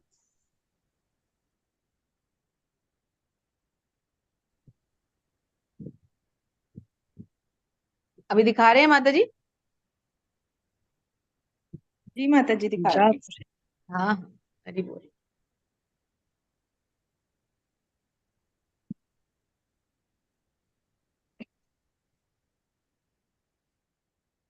ये देखो माता जी। हरि बोल। कितने सुंदर। बहुत सुंदर। हरि माता बोल। जी मैं बहुत इनकी सुंदर। पोशाक खुद ही बनाती हूँ। बहुत सुंदर। और ये मेरे छोटे से गोपाल जी। लड्डू गोपाल। लड्डू गोपाल। जी आंखें कितनी प्यारी हैं इनकी। हरि और बोल। माता जी ने प्रसाद बहुत सुंदर बनवाई है, बहुत इनकी ये सुंदर, बनाई है सेम। बहुत सुंदर, बहुत सुंदर। माता जी आइडिया कहाँ से आते हैं आपको ये सब? माता जी पहले खुद भगवान से शुरू में खुद बना जब रहे आए देते हैं थे। आइडिया। बहुत सुंदर। माता जी बहुत अच्छी सेवा कर रहे हैं, आप प्रत्यक्ष सेवा कर रहे हैं भगवान की, तो इससे बढ़कर कुछ नहीं, माता जी थोड़ा बहुत हम एक्चुअली भी जब प्रयास करते रहते हैं। जुड़े नहीं थे तभी आए थे ये, और फिर प्रभु जी ने बोला कि अब आ गए हैं और ये सेवा ले रहे हैं आपसे, तो कोई नहीं, आप मन से सेवा करो। तो माता जी बहुत करती हूँ सुंदर। पूरा, सुबह जल्दी जग के पूरा करती हूँ। और बनाई भी कितनी प्रोफेशनली, प्लीट्स वगैरह कितने सुंदर डाले हैं। जी माता जी, एक्चुअली रेडीमेड मुझे पसंद नहीं है ना, क्योंकि उसमें बुकरम होती है, वो खराब हो जाती है हाँ वॉश में। हाँ हाँ। ये मैंने खुद से, इसीलिए मैं घर पे ही बनाती हूँ, इनकी पोशाक भी और इनका पगड़ी वगैरह सब घर पे बनाती हूँ। अरे और ये हरि बोल। इनकी घर पे करती हुई है। अरे वाह, बहुत सुंदर, बहुत सुंदर।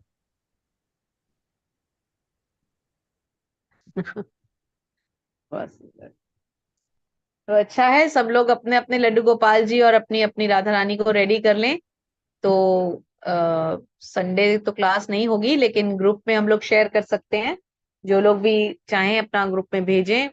तो भगवान की सुंदर सेवा है, और सब रेडी करें, अपने अपने बाल कृष्ण को तैयार करें, अपनी अपनी छोटी राधा को तैयार करें, ग्रुप में डालें, एक दूसरे के साथ, भक्तों के साथ प्रेम का यही आदान प्रदान है जो बहुत सुखमय होता है। बहुत सुंदर माता जी का प्रयास है। हम सबकी शुभकामनाएं हैं आपके साथ माता जी, जन्माष्टमी की स्पेशल विशेष। धन्यवाद माता जी। ठीक है, कल सबसे फिर मिलेंगे 2:50 पे। तब तक के लिए सबको हरे कृष्णा, हरि हरे बोल। कृष्ण माता जी, धन्यवाद। हरे कृष्ण।